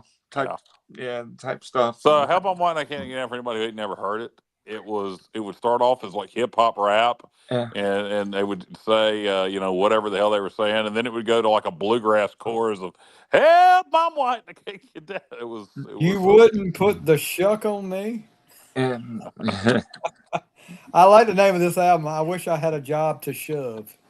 Yeah, that was actually a Rodney Lay and Wild West song originally. They were the backup band with Roy Clark. They were on Hee Haw quite a bit back in the early 80s. I'm going to come up with some odds. 90s country. Kyle, I'm going to come up with some odds in this Battle of the Goliaths. It's like the Yankees and the Dodgers. I mean, you two, I don't even know who the favorite would be. Like if we go 80s country, Allen's got me. No, we're going 90s. Right. Kyle's probably that levels the playing field. In the 90s, yeah. He's probably. So you think Kyle's going to be like a minus 140? It's going to be a pretty close fight, Allen. You got any prop bets we're going to do out there, JR? I'm going to come up with some, Stevie. Let me know. Over, under, all that stuff. This will be fun. Let's do it. It will be. Kyle was going to kick my ass. I don't know about that, dude. I really don't know about that. We'll see. I don't know. I can be bought, Allen. Johnny's the Wink Martindale of the sport. No, I can't. No. Scandal on a Sunday night. No, it's too good. Can't be corrupted. Well, I figured JR would be the. I like I said, if I win, then if Stevie's doing it, Allen's going to be Stevie cheated for college. Yeah. If Allen wins, then I'm going to go Dave cheated. If Dave does it, I'm going to be like so. I think JR's the good middle ground. So you're saying JR is the most trustworthy of the bunch? No, I'm the one most in the middle. Most in the middle, exactly. Most in the middle, exactly. I got you. That'll be fun. You let me know when and where, and I'll be there. All right. Thank you, Jackson 5. That was not. I'll be there. Yeah, I know it's not country. Yeah, of all the Jackson 5 songs, and I guess I'm weird, but that's one of my least favorites. Really? Of all time. Yep. I love that song. It's just, this is one of those I've heard so much that I've had enough. If I never hear Celebration ever again, I'll be fine. If I never hear Sweet Home Alabama again, I'll be fine. How about play that funky music? No, I've never. Wild Cherry was a much better band than just. They did a song that was a minor hit in '78 called "Hold On." What a great song! They also did a Beach record that got a lot of airplay called "1, 2, 3 Kind of Love." Both of them were much better records and play that funky music. Was Donnie Iris in that band or no? No. Okay. No. Okay. No. All right, guys. Do you have anything before we get out of here? Any kind of by the way, I did want to mention this Saturday before we get out of here. This Saturday we have a really big event at the Ronald McDonald House for the Alumni Association. We're actually days of service. Would love to have folks 11 to 2, and just hit me up if you're interested in that, and I'll get you the information. And then on the 25th, Alan Vick, before he has to go down to Carteret to the Speedway, he's going to be signing autographs at our at our tailgate. It's only $6 a person, and we'll have a lot of food for you and some beverages. And then we have jungle tickets for only $4. So to get in, so a total of $10 a person. But we need that place rocking the next 2 weekends. We'll take one at a time with Wichita State. Obviously State on a Tuesday night, and then Friday, Saturday, Sunday for Wichita. But we've got we're going to have the next couple weeks is going to be huge for us as far as the home games and their conference games. Dave, the Alumni Association is not going to be there for Wichita, are they? You're doing your tailgate thing for USF, right? Yeah, USF. Okay. We're going to actually be right beside the guys, Josh Thomas and Brian Dilday and Josh O'Neill. Those guys, we're going to have 2 spots right beside them. So it's going to be in the premium lot. So come by and see us, but we would love to have you. And like I said, hold on a minute. You're not going to be right next to them, though. You can't be. That would be horrible. Are you going to be right next to them? That would be horrible. That would be horrible. No, that wouldn't be good because that lot is Tiffany's, and she's the Jello shot girl. So she prepares all of the Jello shots and put some cheese. Why So would you that must be like, horrible? because we wouldn't have Jello shots, which That's I what really Kyle and I need to do. We need to have our battle, and every time we miss a question, we have to take a shot. no A Jello shot. Well, maybe we could do a contest out there, a trivia contest, and maybe JR probably missed it on purpose, but a trivia contest, and you have to drink a shot if you miss it, or make it, whichever you want to do. Yeah, I'll call the Speedway and tell them I've had something come up. No, I don't normally really partake too much in the Jello shots, but some of the players' girlfriends come by there, and she makes them strong. She doesn't cheat you. You get a good, yeah. By the way, we had a kind of a soft open at Carteret Speedway back last night, yesterday afternoon, and I'm just going to tell you guys, I was amazed. We had there was a crowd and a half there. We had a bunch of folks. Nice. I mean, it was I couldn't believe how many people were there, considering it was basically just to knock the rust off, a couple races and some other things, and I was amazed at how many people we had there. That was yesterday, Alan? Yeah. Mm-hmm. Alan, the actual season starts on the 25th. Alan, I'm surprised you haven't talked about the Kyle from LaGrange Barber Appreciation Night on Saturday, May 30th. You haven't been promoting that. I know. Well, the guy that's doing the Confederate Railroad was not there. I was going to ask some questions and get some answers for Kyle. I got the answers. It's on the Carteret County Speedway website. Okay. Okay. They've updated it. I'm having surgery May 21st, boys and girls, so it will depend on how I'm recovering from my surgery. Hopefully, I'll be good to go on the 30th, but I damn sure ain't buying tickets. I don't think it'll sell out, but I'm not going to buy tickets until after surgery. $20 a pop. The VIP is $40 a ticket. Now, the what you get with the VIP for folks interested. Yeah, Stevie already heard. Stevie was not impressed with the VIP ticket. What do you get with a VIP? One ticket? You remember I was telling you all that with the so for VIP, all right, so gates are going to open at 5. If you spend twice as much money for VIP tickets, you get to get in at 4 instead of 5, and you get 2 drinks included with your ticket. Now, I don't know if they mean alcohol. If they mean alcoholic drinks, then I guess that's okay. I would think that's probably what it is. I don't know that for 100%, but I would imagine that would usually alcoholic. Actually, I was told it's 2. Alan, I was told it was 2 Shastas, but Phantom. A couple of I don't know, but that's what you get with the VIP. You get to go in an hour early because it's general admission seating, and then you get 2 drinks. But the $20. My question is, why do that? And I'm not knocking the promoter. I'm not trying to get you in trouble, Alan, but it is $20 a ticket, $40 to the VIP. There's not enough to pay twice as much. So why not just eliminate that? Come up with a middle ground price point of $25 or $30 for all the tickets. It's a mixed drink, $10 a mixed drink right now. Well, yeah, if you get 2 mixed drinks, then that's worth it. Yes. That's an equalizer. But if it's even if it's 2 draft beers, I mean, maybe it's worth it. Do they sell hard alcohol at the Speedway? Not during the racing. It's just beer and the like Mike's. Yeah, that's gonna be. Wait a minute, though. You have the place is called Moonshiners, isn't it? Yeah, but that. Yeah, but they don't have a hard liquor license. Well, I can tell you it'll probably be the same for the concert too, because it's hard to change that. Unless you bring in an outside vendor, and again, I don't know how those rules work. Yeah. You can maybe bring an outside vendor that sells hard liquor, but that has their license. About the ALE and with it's basically the ALE when they say that what they do is they make sure that they look out for the really big corporate stuff, the really big. If you're a local person trying to put on something like I did a few years ago, and I'm defending the track and I'm defending the promoter. They make sure it's not just about underage drinking. We all can agree on that. That's not acceptable. I'm not talking about that. But what I'm talking about is if you have a background check and it's clean and you do A, B, C, D, E, F, and G, and they yes, it needs to be a rigorous process, not me just signing some documents. But I'm going to tell you guys, it's just not worth the hassle of that. Well, and some folks, like the racetrack also, although I would argue this point, they'll say that, we don't want to deal with hard liquor. You're going to have more trouble than it's worth, more fights. more folks getting drunk. You can, the average Joe can get just as drunk off beer as they can hard liquor. If you want to get drunk, you're going to get drunk. Now, if you're an old big boy like me, it's going to take you some effort to get drunk off beer. So hard liquor is my friend.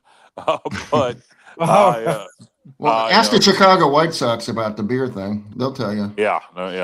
So is that the disco demolition you're talking about? Yeah. Either way, that $20 price point is excellent. I don't know how many of those VIP tickets they're going to sell for $40 to get in an hour early and get 2 drinks, but $20 to see anybody in this day and age that has hits is fantastic. Yeah, I'm looking forward to it. We got a race the following the weekend before. We got a race Memorial Day weekend. We got a big race, and then the following weekend is the Confederate Railroad. So. By the way, the Shenandoah. I'm taking Alex to see Shenandoah in Kentucky, and that's the closest place I can get. Jesus Christ, you missed Wilmington, and you're going to go all the way to friggin' Kentucky? Yeah, well, he wants to go. So basically, the tickets. Why don't you just wait? They would have came around somewhere. Hey, for what you're going to spend to go to Kentucky, you could have got them in your backyard. What part of Kentucky are they going to be in? Dude, what part of Kentucky? Oh, I'm sorry, Colin. I'll have to look up the town again, but it's like an amphitheater. I think it's going to be cool. The tickets are like $59. That's a good trip. That's a good trip with your son. Yeah. Louisville, Lexington, Owensboro. I'll have to let me look it up and I'll tell you guys. Keep talking amongst yourselves. Okay. Hey, Alan, what do you think of when you think of Owensboro, Kentucky? I think of the Waltrips and Jeremy Mayfield. Yeah, all of them. Me too. Yeah, Jeff Green. Yeah. Jeff Green, Jeremy Mayfield, Michael, and Darrell Waltrip. Yeah. Jeff Green drove the number 29 Cartoon Network Chevrolet at one point. For a while, yeah. He was he won a couple championships. I think he won a pole at one of the either Talladega or Daytona. Wasn't Jeff Green a big truck series guy? No, it was a Bush series guy. He was a big Bush series. Yeah, he won it when he was driving for I'm thinking of Mike Skinner in the truck series. Yes, yeah, Mike Skinner drove the Lowe's number 31 car. Yeah, Skinner won a truck championship. Johnny Benson, Ted Musgrave. Hey, Alan. 90s country trivia question for you. All right. What 90s country artist was from Owensboro, Kentucky, that was a star? This is a tricky question. 90s country artist, Owensboro, Kentucky. He was a star, but never had a hit on country radio. Oh boy, Buck 90s country artist, Owensboro, 90s. Kentucky. He was a star, but never had a hit. Well, that's tricky. Hold on. Kenny Starr was not from Owensboro, Kentucky. No. It's not a play on words. Not a play on words.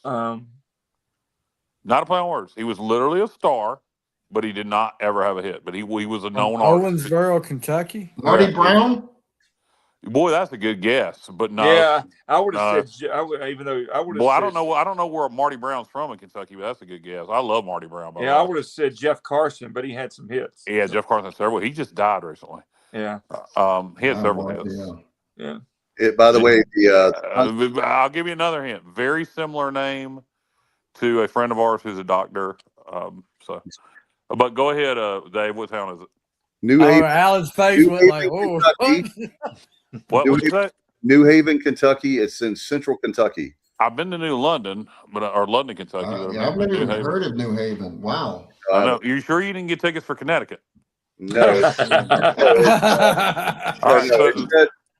says that it's much smaller, obviously, than New Haven, Connecticut. It brought that up. Wow. All right. So here's the answer to the trivia. 837 people. Yeah. That is small. Wow. Wasn't near. But so here's the answer to the trivia question, Alan. Okay. John Brennan. From the real world, true story. There you go, okay, Stevie. Yeah. Okay. See, I never watched the Real World. So. Yeah. He was you follow John Brennan on? Did you know the answer the whole time, Stevie? I when you said Owensboro, that rung a bell. I thought that, but I wasn't sure. Yeah. And I won't go Google it, but John Brennan, who was when the Real World was popular, was huge at one point, but never. He was on. He made all kinds of appearances on TNN during that time. He was on Crook and Chase and Music City Tonight, but never had a country music hit. Never. What did was the anything. guy's name that was married? I mean, this doesn't narrow it down much, but he was married to Lori Morgan, and he had a couple of small hits. Oh shit. God Almighty! If you hadn't, I could see his face. Yeah, he God. had long hair. He had the kinky hair. Yeah, facial hair. Hold on. I'll find it. No, not Sammy Kershaw. No, everybody No, knows Sammy. Kershaw. That was afterwards. Yeah, this is John Randall. John Randall. That's it. Yeah. That's it. Woo, Yeah, 90s country, baby. I'm locked in and loaded. Yeah, John Randall. Yep. Because when you say married to Lori Morgan, that takes a while. Hey, Kyle, to answer your question, New Haven is like 25 miles south of Bardstown. Where Bardstown. Okay, Bardstown's supposed to be a nice place, actually. Yeah. So we're gonna have a good time. We'll leave on. I stay in Bardstown, Dave. Well, I think I don't have a choice. So yeah. Well, I hear Bardstown's supposed to be a nice place. You can get a shirt. Actually, oddly enough, this is so weird. I seen a list on TikTok today. Top 10 small towns in the South, and Bardstown, Kentucky was in the top 10. Wow. How about That is quite weird. So, hey, Billy Ray Cyrus was from Flat Lick, Kentucky. Is that? Well, I enjoy a good flat lick every now and then. I'm not. Oh my God. Yeah. There's another guy. If you only know Billy Ray Cyrus for Achy Breaky Heart, I'm going to ask you a question, Alan. That's unfair. What is your Billy Ray Cyrus? To me, had one album that was just friggin' tremendous. I'm not a Billy Ray Cyrus fan, but this one album I thought was fantastic. It was in the 90s. Can you guess the album? Well, my favorite song was Busy Man. That's my favorite Billy Ray Cyrus song. That and Some Gave All. Yeah, so this is not the album. So I'm thinking of. Yeah, I love. My favorite is Where Am I Gonna Live? His Trail of Tears album was friggin' awesome, and a guy who is made fun of a lot and somewhat rightfully so. That album was a masterpiece. That unbelievable album. If you just take that album, if Billy Ray would have put out music like that his whole career, Trail of Tears is an awesome album. Yeah. He does. Trail of Tears has got a bluegrass vibe to it. The title track. He covers Harper Valley PTA on that album, which I know sounds ridiculous. He has a song he wrote with Mark Colley on there called Kentucky. Not Kentucky, but Kentucky. The whole album is a really good album. Did you ever remember the group Run C&W? That another comedy. I've heard it. Yeah, Russell Smith from the Amazing Rhythm Aces was in there, and they did a nice bluegrass cover of Sweet Soul Music, and I thought that was pretty cool too. But are they the ones that did Itchy Twitchy Spot? Yeah, Itchy Twitchy Spot, and then there was Spotlight on Tanya Tucker. Wouldn't you like to be in her video? Yeah. That was some cool, man. There was so much good stuff in the 80s and 90s. It really was. There still is today. It's just not on the radio. Artists didn't make it big that were. There was a guy in the 90s, 80s, 90s, late 80s named Andy Childs. He did a song called Broken. I always thought that was there's just so many of those guys and girls that were fantastic. Yeah. That was good music. And then it all just went to, I don't know what happened to it, man. I get tired of the dude, there's so much great country music being made now out of Texas and Oklahoma and Appalachian country. People, I won't even mention that one guy's name because I don't want anybody to get drunk. But obviously, I've talked Cody Jinks. I've talked Cody Jinks to death, but I won't mention him either. Turnpike Troubadours, Whiskey Myers is, everybody knows them by this point. Muscadine Bloodline. Everybody knows Tyler Childers by this point. But I love the Derailers. That was I haven't listened to them. Love the Derailers. If you like Buck Owens, if you like Buck Owens, the Derailers sound a lot like Buck Owens. Okay. I would like There's a lot of Buck Owens. Aaron Watson. There's so much great country being made now. You just need. And the good thing about the internet is, they're not tied to a label. So you just go search for it, and you're right. I got pit passes for Turnpike Troubadours and Muscadine Bloodline in Charlotte, and they're playing a 6,000 seat amphitheater and not one damn radio hit. Yeah, radio hit. Radio hit. Yeah, well, today they're we talked about major labels, but yeah, they control everything, and there's really about 4 major labels at this point, and that's it. Turnpike Troubadours is super creative. I love them, and they're the headlining act. Muscadine Bloodline to me is a shame. If Alan, I would encourage anybody to listen to Muscadine Bloodline, but 10, 15 years ago, even Muscadine Bloodline would have been huge on country radio. It is dumbfounding. JR, you've listened to Muscadine Bloodline, haven't you? Ding dong. JR. He fell asleep. Hey, now this doesn't bode well for our contest. If in the middle, JR just goes away. Yeah, no kidding. Maybe he's working on the contest stuff. He's already working on the questions. I don't know what happened to him, but I thought he was familiar with them. But anyway, the point being, I think even forget the 90s, even 10, 15 years ago, I think they would have been big on country radio. That would be a great documentary. Small independent record labels that had chart success in the 70s, 80s, and early 90s, because there were a handful that did. Yeah. And that would be a nice documentary. Jim Glazier, I don't know if you're familiar with the Glazier brothers. He had several hits on a little small independent label in the early to mid 80s called Noble Vision Records. And as soon as Noble Vision got bought out by MCA, the hit stopped immediately. Yeah, there were like 7 singles off that album and a couple number ones, and that was a very small little record label. I think there were 2 artists on that label, and Jim Glazier was one of them. Jinx was out all his own stuff, and he did one album on a major label called Lifers. Great album. It was totally him. He produced everything, and sold well, but didn't get radio play. And then I don't even remember, maybe it's Sony, whatever label he released that on. It was in 2018. It was a 1-album deal, and they wanted to keep him. He just said, forget it. He said, I didn't get on the radio with this. He said, I didn't sell any more copies than I did on my own.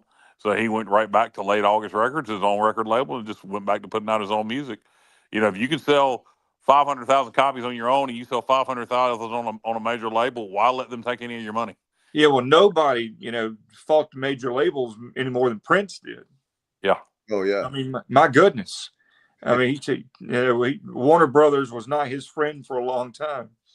And he did it all on his own. He was one of the first artists to use the internet, to push the records, and he made tons of money without Warner Brothers being involved in anything. Yeah, Prince was already established, so, but Yeah. JR, are you there? What the hell happened to JR? I don't know. MIA. I'm muted. I've been talking for like the last. I didn't realize I was muted. I thought y'all were ignoring me. No, I asked you if you. I think you're familiar with Muscadine Bloodline, correct? Yeah, that's Turnpike Troubadours. Well, it's 2 different bands, yeah, but they're going to be together. But you have listened to Muscadine Bloodline, right? Yeah. Okay. Go ahead. Yeah, they're going to be with Turnpike Troubadours in Charlotte, yes. Yeah. But my point was, I think Muscadine Bloodline in the 90s, or even as little as 10 or 15 years ago, would have been huge on country radio. Yeah. Did you ever check out? I'm sorry, go ahead, Chad. No, I'm done. Go ahead, Alan. I was just asking Kyle if he had a chance to look up the Cocaine and Rhinestones podcast. I have not. I will. It is really good. Thank you, Alan, for that. You'll love it. You better take. Yeah. I'll give everybody two songs from Muscadine Bloodline to check out, and they're not deep songs. They're not like some of the stuff I like that's all depressing or whatever. They're fun songs, and I just think they would have been huge hits in the 90s, early 2000s. One's called Evan Rooting, as in like an Evan Root motor, and then the other one's called Porch Swing Angel. Listen to those 2 songs. You tell me they wouldn't have been hit songs 20 years ago. Okay. Well, I got one for you, Kyle. I know you've probably heard of them before, and I don't think you're a fan, but early Drive-By Truckers is, if you like lyrics, their lyrics, everything. I haven't listened to a lot of Drive-By Truckers. Okay. Every song tells a story. They have one called Graham Keeps a Box of Spiders. Talking about how she puts them in the outhouse, and then the other one is Bulldozers and Dirt. I mean, these song titles sure are interesting. I like that. Graham Keeps a Box of Spiders. Yeah. In the 90s, I used to. You made me. They're on me when I sleep, waiting in the outhouse for me. Yeah, she wasn't the ideal grandma, obviously. And then they do other songs like I would hope so. No, their lyrics, everything is Southern. They all tell stories, and if you like lyrics, I would suggest Early Drive-By Truckers. I will listen to them. I'll send you a couple of videos. Hey, we should do a show called The Music Objective. Stevie, maybe you can produce it, and maybe we can each submit 3 of our favorite videos. All right, we can do that, and we can share some videos and stuff. All right. We're at 10 o'clock, guys, Eastern. You guys, you have anything before we go? I know Alan Vick has got tons to talk about. Tuesday night's very important. I know it's not a conference game, whatever, but with the Wolfpack coming to town and you need some RPI wins and some signature wins, Tuesday night would be a good place to start. Yeah, we're going to get a win on my birthday. Go ahead, Johnny. What's up? All right, I just wanted to get Alan's take on the Little Gnome winning his first Winston Cup race. What my first Ty Winston Gibbs? Cup race? No, Ty Gibbs. What did you think of that? Yeah. The Joe's grandson won at Bristol today. He had been knocking on the door a little bit for the last couple of years, but today he got it done. He passed Ryan Blaney on the last lap and won the race. And how about Roy? Roy McIlroy. That was good too. When he had 2 bad shots and he recovered nicely, very, very nicely. Boy, the Masters was high drama this weekend. Yeah, and the guys. Speaking of stats for you, Johnny, I got a stat for you. That's only happened where for a guy to win back-to-back Masters only 4 times. Jack Nicklaus. Hold on a minute. I'm going to get him. I'm going to get Nick Faldo, Tiger Woods. Yep. And Rory. Yep, that's correct. Only 4 times. So really cool for him because he had been a Masters drought, and now he's got 2 back-to-back. Pretty cool. So great sports weekend, except for our Pirates, but we'll bounce back. What do you think, Kyle? I need to bounce back against State on Tuesday. I really don't have any other sports knowledge to drop on the weekend. Cubs took 2 out of 3 from Pittsburgh. That was good. I love the MLB. The MLB stuff is just fantastic for Kyle. That's a great thing. What's up, Steve? You got anything? But you're happy about it. Do I have anything? I don't have anything left. All right. Okay. Kyle, I'll be honest with you. There's 162 games in Major League Baseball, so I don't even pay attention other than to look at the scores until the college baseball season's over. So I am very impressed by your. I enjoyed just leaving it on the TV. That is cool. That is very cool. I listened to the Cubs game yesterday, so. We'll see how long I follow it, but as so far this year, I mean, I'm not sitting there like I do with college football, breaking down every little damn thing, watching every detail of every game, but it is very good background entertainment for me right now. Okay. Here's what I'm working on just for your information, Dave and Kyle. I'm working on a concert that we can pair with the Cubs game at the Nats in August at a at the Birchmere or a small venue. Well, who are we going to see? I'm working on that right now. I think Alan, you probably know NRBQ, but I don't know what that is. Yeah, I wouldn't subject Kyle to that. They only have one remaining member, and he's like 70 something. Who is NRBQ? They were an alternative rock band in the 70s and 80s, and one of the members married a country legend, Skeeter Davis. Skeeter Davis. What Brings to You is one of her better songs. What are our other options? Jim no, that's not even an option. I'm not even going to even bring that to you. He said that real quick. I'm working on. We got a lot of venues, Kyle. We got the Black Cat, the 930 Club, Birchmere. So I'll find something. That sounds like one of those clubs you need to bring some ones. The Black Cat. No. I went to a club like that. Speaking of Black Cats, we're bringing ones in Goldsboro back in the day called Sid Showgirls. A lot of Black Cats there, boy. I remember those commercials. Johnny, there is a good, if you like 90s, it's more alternative or album rock, some pop. but they have they're doing 2 nights at Wolf Trap. It's Gin Blossoms, Blues Traveler, and Spin Doctors. Okay, I don't mind the Gin Blossoms. I like the Spin Doctors. I like the I Spin don't. Doctors. That's Kryptonite, right? Yeah. Yeah.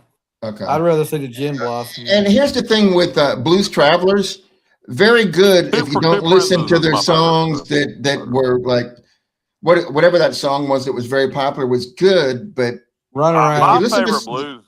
Go ahead. Yeah, I was just gonna say some of the other stuff is more enjoyable for me anyhow. Yeah. My favorite Blues Traveler song was Spin The Doctors. Hook. No, not The Hook. Back. Run Around. Little Miss Can't Be Wrong with Spin Doctors. Two Princes with Spin Doctors. They had a lot of great songs, but my favorite Blues Traveler song is probably the theme from Roseanne. Didn't realize that. I didn't realize that. Whatever killers make you stronger, you're gonna last longer than that greatest wall in China. Anyway, You sound just like him. There's another show, but we did TV themes, but the lack of great TV theme songs. Every great TV show used to have a great theme song, brother. and now they just don't do it. They just don't pay attention to themes anymore for whatever reason. no, I don't like a lot of shows anymore. The only show I've really enjoyed. Now let me rephrase that. I don't invest myself into watching a lot of shows. Like Landman looks great. It is very good. Yeah, I've been wanting to watch Tulsa King. Mm-hmm. Yeah, but I did watch season 2 of Ted, and it was fantastic. Season 2 of Ted was fantastic. All right. Well, we'll go watch. We'll go watch some TV. Stevie, did you ever finish season 2 of Ted? I have not. You need to. It's fantastic. All right. Hey, nobody else likes Ted? No one. Like, what's it called? Ted. Oh, Ted. Yeah. The bear. That's entertaining. That's funny as crap, Alan. Yeah, get some of those. What?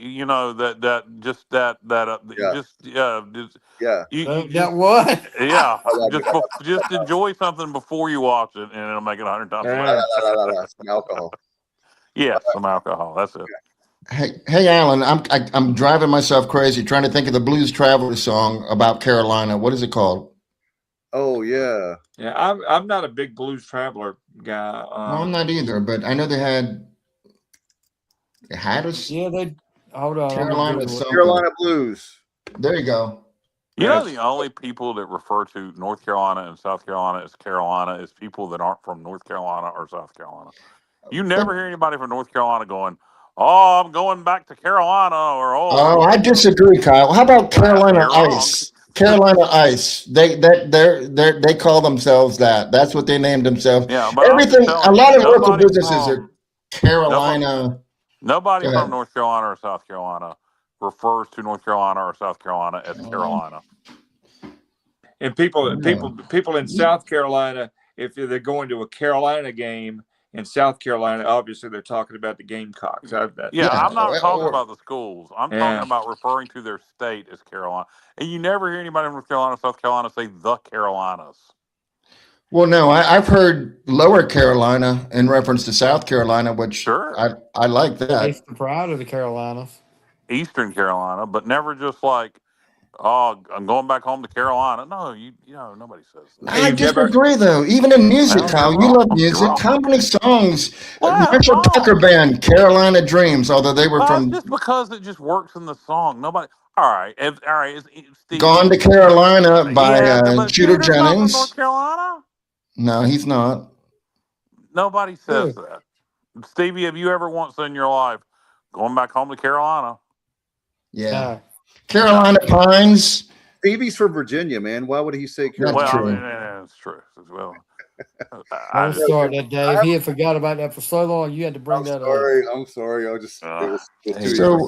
Did Lasker? They lost out on their bid for the MLB team. I guess it's going to Charlotte instead. Is that true? What we were going to buy. We were going to buy the Seahawks. We were going to buy the Seahawks and move them to Roanoke Rapids. We couldn't get backing. We couldn't get backing. All right. Well, I'll tell you. We were going to call them the Riverhawks. We were going to hire Yeah, Randy that's Parton right. as the general manager. Hold on, Dave. I'm on a roll. Before we end the show, I need to know how we doing with the TSO swag, the hoodies, the Kyle Barber bobbleheads, the Kyle Barber Kyle Barber bobbleheads. How we bobbleheads. doing? Kyle Barber bobbleheads. The Holy shit. Kyle from LaGrange Barber. That's what it's. How we doing with that stuff? Well, we need to work on it. I mean, it's just that simple. Boy, you could give away 10,000 of those things at an ECU football game. I knew a lot of people that would line up. At one time there might have been some truth to that when Montgomery and Comfort was here. Now probably not. So you say it's passe? I'm saying I'm over. I'm not over in the wrestling way. I'm over. I'm saying it's done. It's done. I'm just over. I'm not over. Yeah, I'm not over. It's just over. I disagree wholeheartedly. I think and I'm serious. With football, I love Blake. So even if I get angry, it's going to be a different kind of anger. It's going to be a disappointed anger versus a screw that MF anger unless something changes with Blake. So yeah, I think I'll cut some promos on our administration. I'm sure that I got some of Kyle's greatest hits off the fifth quarter from back in the day, man. Oh, we got to do a compilation album. Yeah, let's do it. I know some of them. I was just thinking about one of them after the Marshall game. Hey, Alan. The Marshall game. Alan, let's work together on Kyle's greatest hits, and we'll put it on our website. There you go. My favorite is still from 22 or 23 when the guy dropped the word and I don't know how it got past it. I'll tell you exactly what happened. That guy dropped the N word on pirate radio. Oh, wow. The next day they went out and got a 7-second delay machine. The next day. Well, that got to do with me. That's a true story. No. He's talking about. No. We were just there were some times there. A few times when you were upset, Kyle. I think pirate radio would have liked to have had a 7-second delay machine, but they did not have one. Though maybe, but I never. I can only think of one time I ever cussed, like besides damn or ass or hell. Yeah. I don't think I ever said one of the FCC violation words on pirate radio except one time. 7 words you can't say. One time I did, and I immediately said sorry, and they let it go. Shirley let it go. Well, one of the weirdest things, and this is a true story. I won't call the guy's name, but it wasn't his fault. There was a baseball game going on a couple of years ago on 94.3. There was a guy in another room doing a commercial. I know exactly where you're going. And that guy doing and everything he said was going over the air. And he said just about every word, and he didn't know it. I've got a copy of that. He said several words that the FCC do not approve of, and you hear scooters a couple of times and wonder where that's coming from. but it was just as plain as day. I said shit, and maybe it was bullshit, and but Shirley let it go because I immediately was like sorry. Yeah. But that's the only time I did some calls that probably made them very uncomfortable towards the administration. I'm quite sure.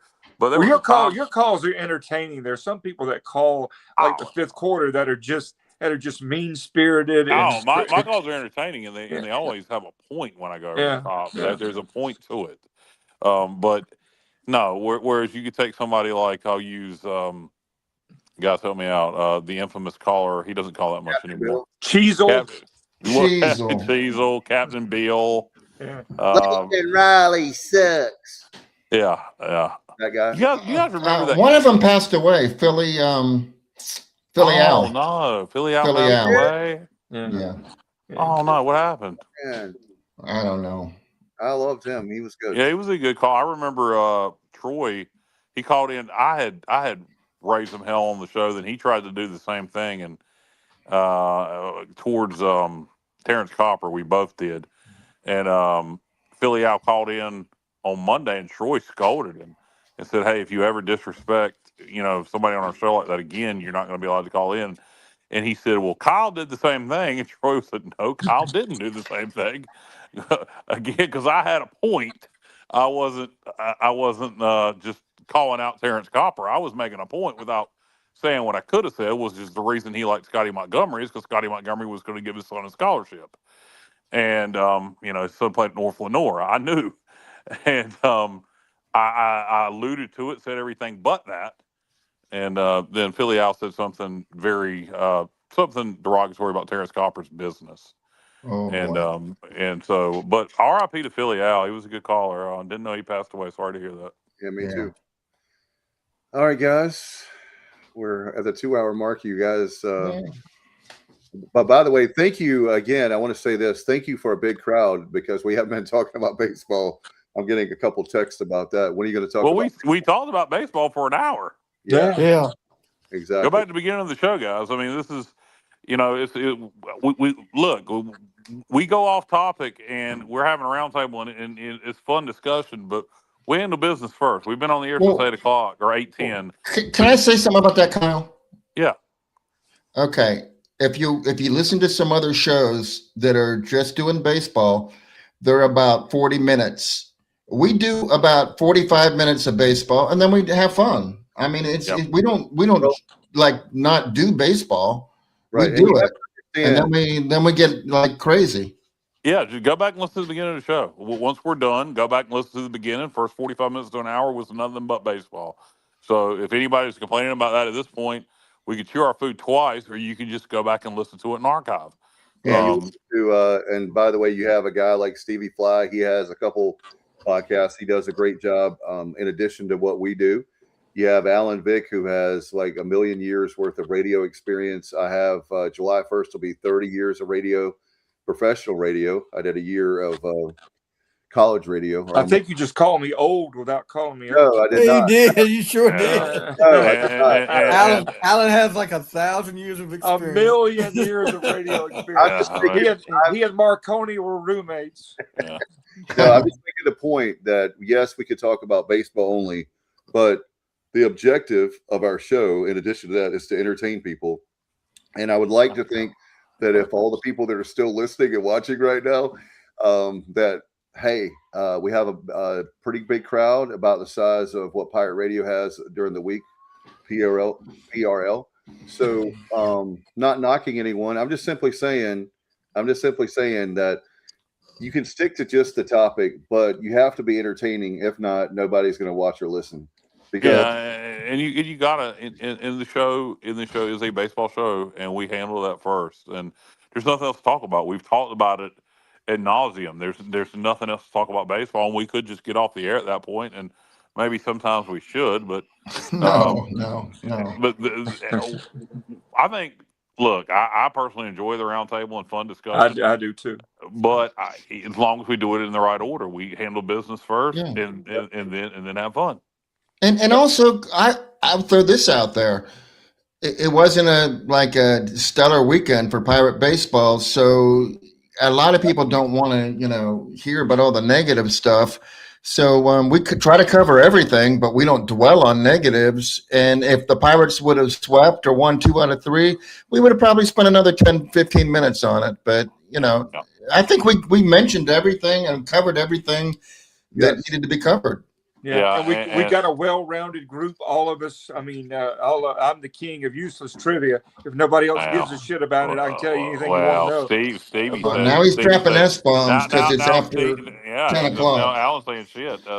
Watch it out. You'll say it on the air by accident on radio. Stevie wants to challenge you on useless information, Alan. So you're just gonna. Stevie calls himself the king of useless information. So. We're both useless in our own way. I've always said that about both of you. Hey, I have a rebuttal for Kyle though. I'm just looking at my Spotify, some of my liked songs I got going on, and okay, Costa Carolina, Mac McAnally. We want to see the Coral Reefer Band down in. Where's Mac from? I don't know. Okay. You're saying he's not from North Carolina or South Carolina, correct? Hey, Kyle, I'll back you up. I've got a guy that sits right behind me at the Commanders games, and he said it's always great. He said he's hilarious, and he's like, it's always good to see my friend from Carolina. Yeah, exactly. Okay, hold on, Dave. It's the Carolina Panthers. It is the Carolina Panthers. But nobody from North Carolina or South Carolina. Okay, how about this? Have you ever heard of the band Mipso? They're from, I hate to say they're from Chapel Hill, but they are. They do a song that's really good called Carolina Rolling By. Yeah, because it fits North Carolina or South Carolina. It's hard to say in a song. It's 2 words, so it fits in for songs. Well, what I'm saying is nobody from here that grew up here, that grew up in North Carolina, refers to it as Carolina. No. Like Dave, it's like like Dave just said, the guy that goes to the Skins games. He's a DC guy. Is a DC guy. Just like nobody from Virginia Beach or Norfolk or Portsmouth refers to that as the Tidewater, unless they're old. But the everybody Tidewater Tides, they're a baseball team. none of the young people do. So I mean, everybody from down here says Tidewater. Man. I'm going back to Carolina Ice. How do you debate that one? Where are you from? I'm from the Hunt country of the Shenandoah Valley. That's where I'm from. Exactly. I mean, that's what I'm saying. When I'm leaving the ball game, like from Maryland, I say I can't wait to get back to North Carolina. I don't say Carolina. Exactly. I'm just being. I love you, Johnny, but I've never. I don't. I have to side. Okay, how do you explain the fact that they call themselves Carolina Ice, and they have been doing a very good business for many years? How did they come up with that name? Who does? Carolina Ice people, the same people that make chili water. It's the same way with Carolina Telephone. It's just the name of what me and Dave are saying, and I guess Alan and Stevie. Do you guys ever refer to North Carolina or South Carolina as Carolina? Never. Never. Thank you. All right. So we're saying if you're from here, not in a business name or a song title. No.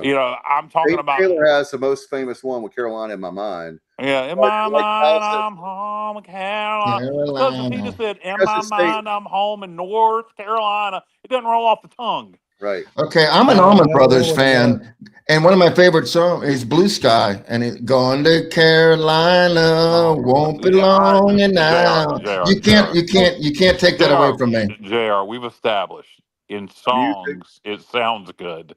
It works in songs. Is there any song though that mentions like North Carolina? Yeah, Petey Pablo has a whole damn song. Yeah, there were some songs that were not big hits in country music. There was actually one titled North Carolina. Well, Petey Pablo had North Carolina, come on and raise up, take your shirt off and spin that like your head. Okay, well, as the person that on this panel that has the least amount of North Carolina residency, I will defer to you guys, to you four. Well, I mean, I think it proves the point. You say Carolina, and because you're not from North Carolina.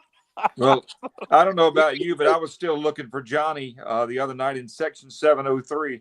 Who's Johnny? That's where I was. Y'all were. I'm glad you got that, Alan. I didn't think anybody would get it. I was like, where the hell is 703? I'm looking around like a dummy until I finally realized what you. Yeah, that's my area code. What you did there. that was funny. Well, I knew there was no 703 in a baseball stadium, but I didn't get the joke. But he's talking about the area code. Okay. Yeah. I was watching from 703. I was like, damn. It was cold that day too, wasn't it? It was cold. I'm glad I wasn't there. Yeah, no, it wasn't too bad. I shouldn't say that. Until the sun went chilly. down. It was chilly. Yeah. All right, Dave. Now you keep trying to sign us off. Now we're at 2:08. Yeah. Well, I'm glad that we're waiting for 703. If we go that long, I'll be out. I definitely will make it. All right, we're going to get back to Reality Bites. I got to go back to work tomorrow. Had it off. The kids had spring break, so they're not happy they're going back to school. But it's back to reality, and I hope that we'll get back to business with the Pirates and win on Tuesday. And then, of course, our On Deck show, we'll have that this week. And, of course, we'll wrap things up next Sunday night. And, again, thank you so much for everybody sticking with us this long. It's amazing. We didn't used to have this following like we did in the past. And we'd be talking a long time, and it would be like 2 people. So thank you so much for doing that. Guys, thank you so much for being on with us. I enjoyed it, and we'll see you this week. And we'll talk about that on deck. And, of course, it'll be with Wichita State. But we've got Tuesday night. We've got the NC State game. The number 61 RPI NC State Wolfpack. So that'll be a big win if we can pull it off. Absolutely. We got to get it done. All right, guys. Have a great night. And as always, go Pirates.